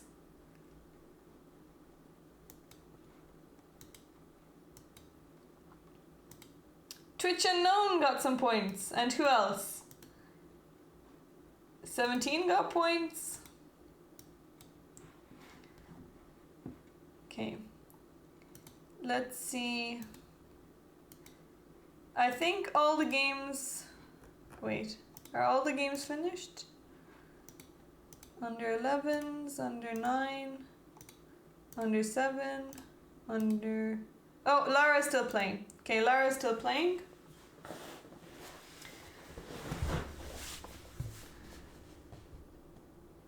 Yeah, I'm surprised that they take draws as well, especially when you have nothing to lose.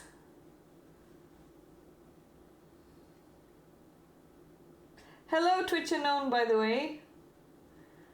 I hope you're good.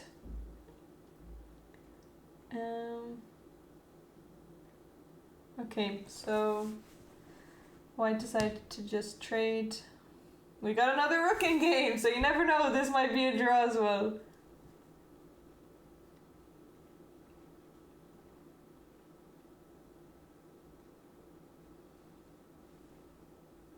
Lara famously being the last game, she always she's often the last game. It was same at the European Team Championships. The European Club Cup, sorry. Yeah, she's embodying the kid spirit.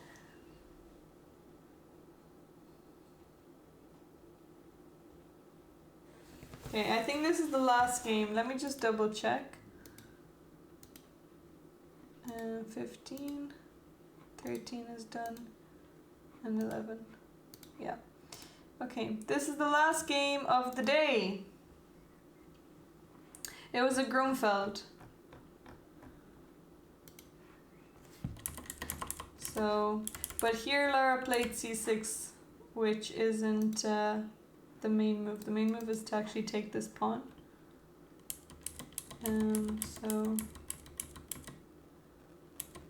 this was the opening.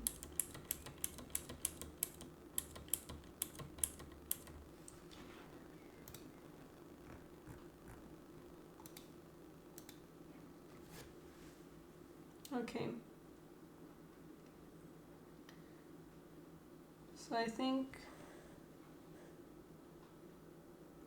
the result is up. D8 cannot be stopped. Hard luck. Hard luck to Lara. Hey, UP, how are you doing? Okay, so that was a fun first day. First day of the European School Chess Championships, first round. There were some upsets actually. Well, actually here there was an upset here with Lara. But also,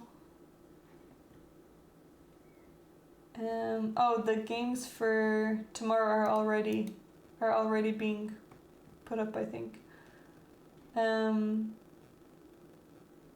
Lucian won, which is good. Oh, did he checkmate? No, I thought f5 was checkmate, but there's still some moves left. So nice play by Lucian. Someone lower rated took a draw because his opponent offered a draw, so there were some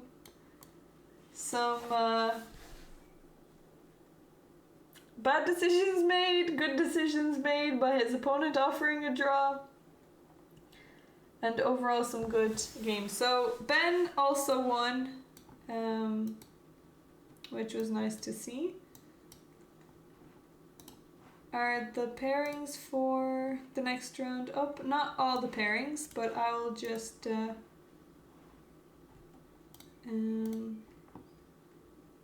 show you here chess results. We're also 4 followers away from 8,000, but I guess we can reach that tomorrow, so I won't put pressure on you guys now. But the rounds for the rounds for the lower sections have already been made because there are so little players that you can already pre-make the rounds. So round 1, the Irish girl got a bye. It's unfortunate that there's a bye. Or maybe people can just go sightseeing around Limerick. They can see the castle and they can see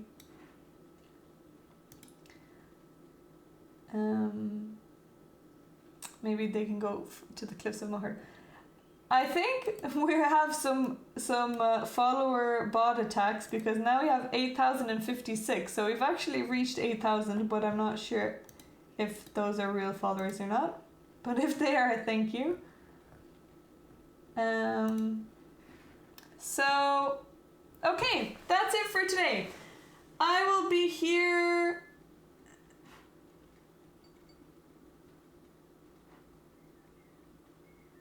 Little players. Who said little players?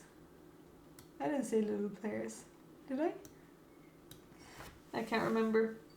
I will be back here tomorrow. Same time. Round starts at 3 p.m. Irish time, 4 p.m. CET. And we go again. And hopefully... Well, we already saw some good games today as well, so... hopefully we continue to see some good games.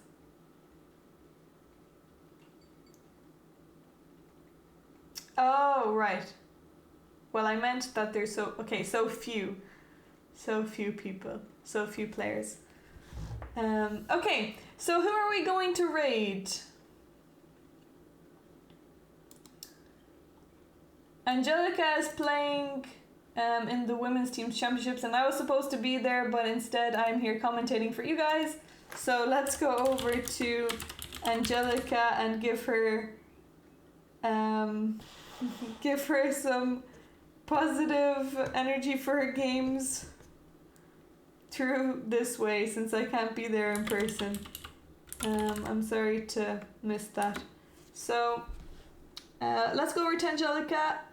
Thank you so much for being here with me today and for following the games. I would like to see more interactivity, more interaction tomorrow. But I'll see you guys tomorrow. Thanks so much for coming in and enjoy the rest of your evening. And best of luck to everyone who is playing tomorrow. I'm looking forward to commentating. I'll see you guys later.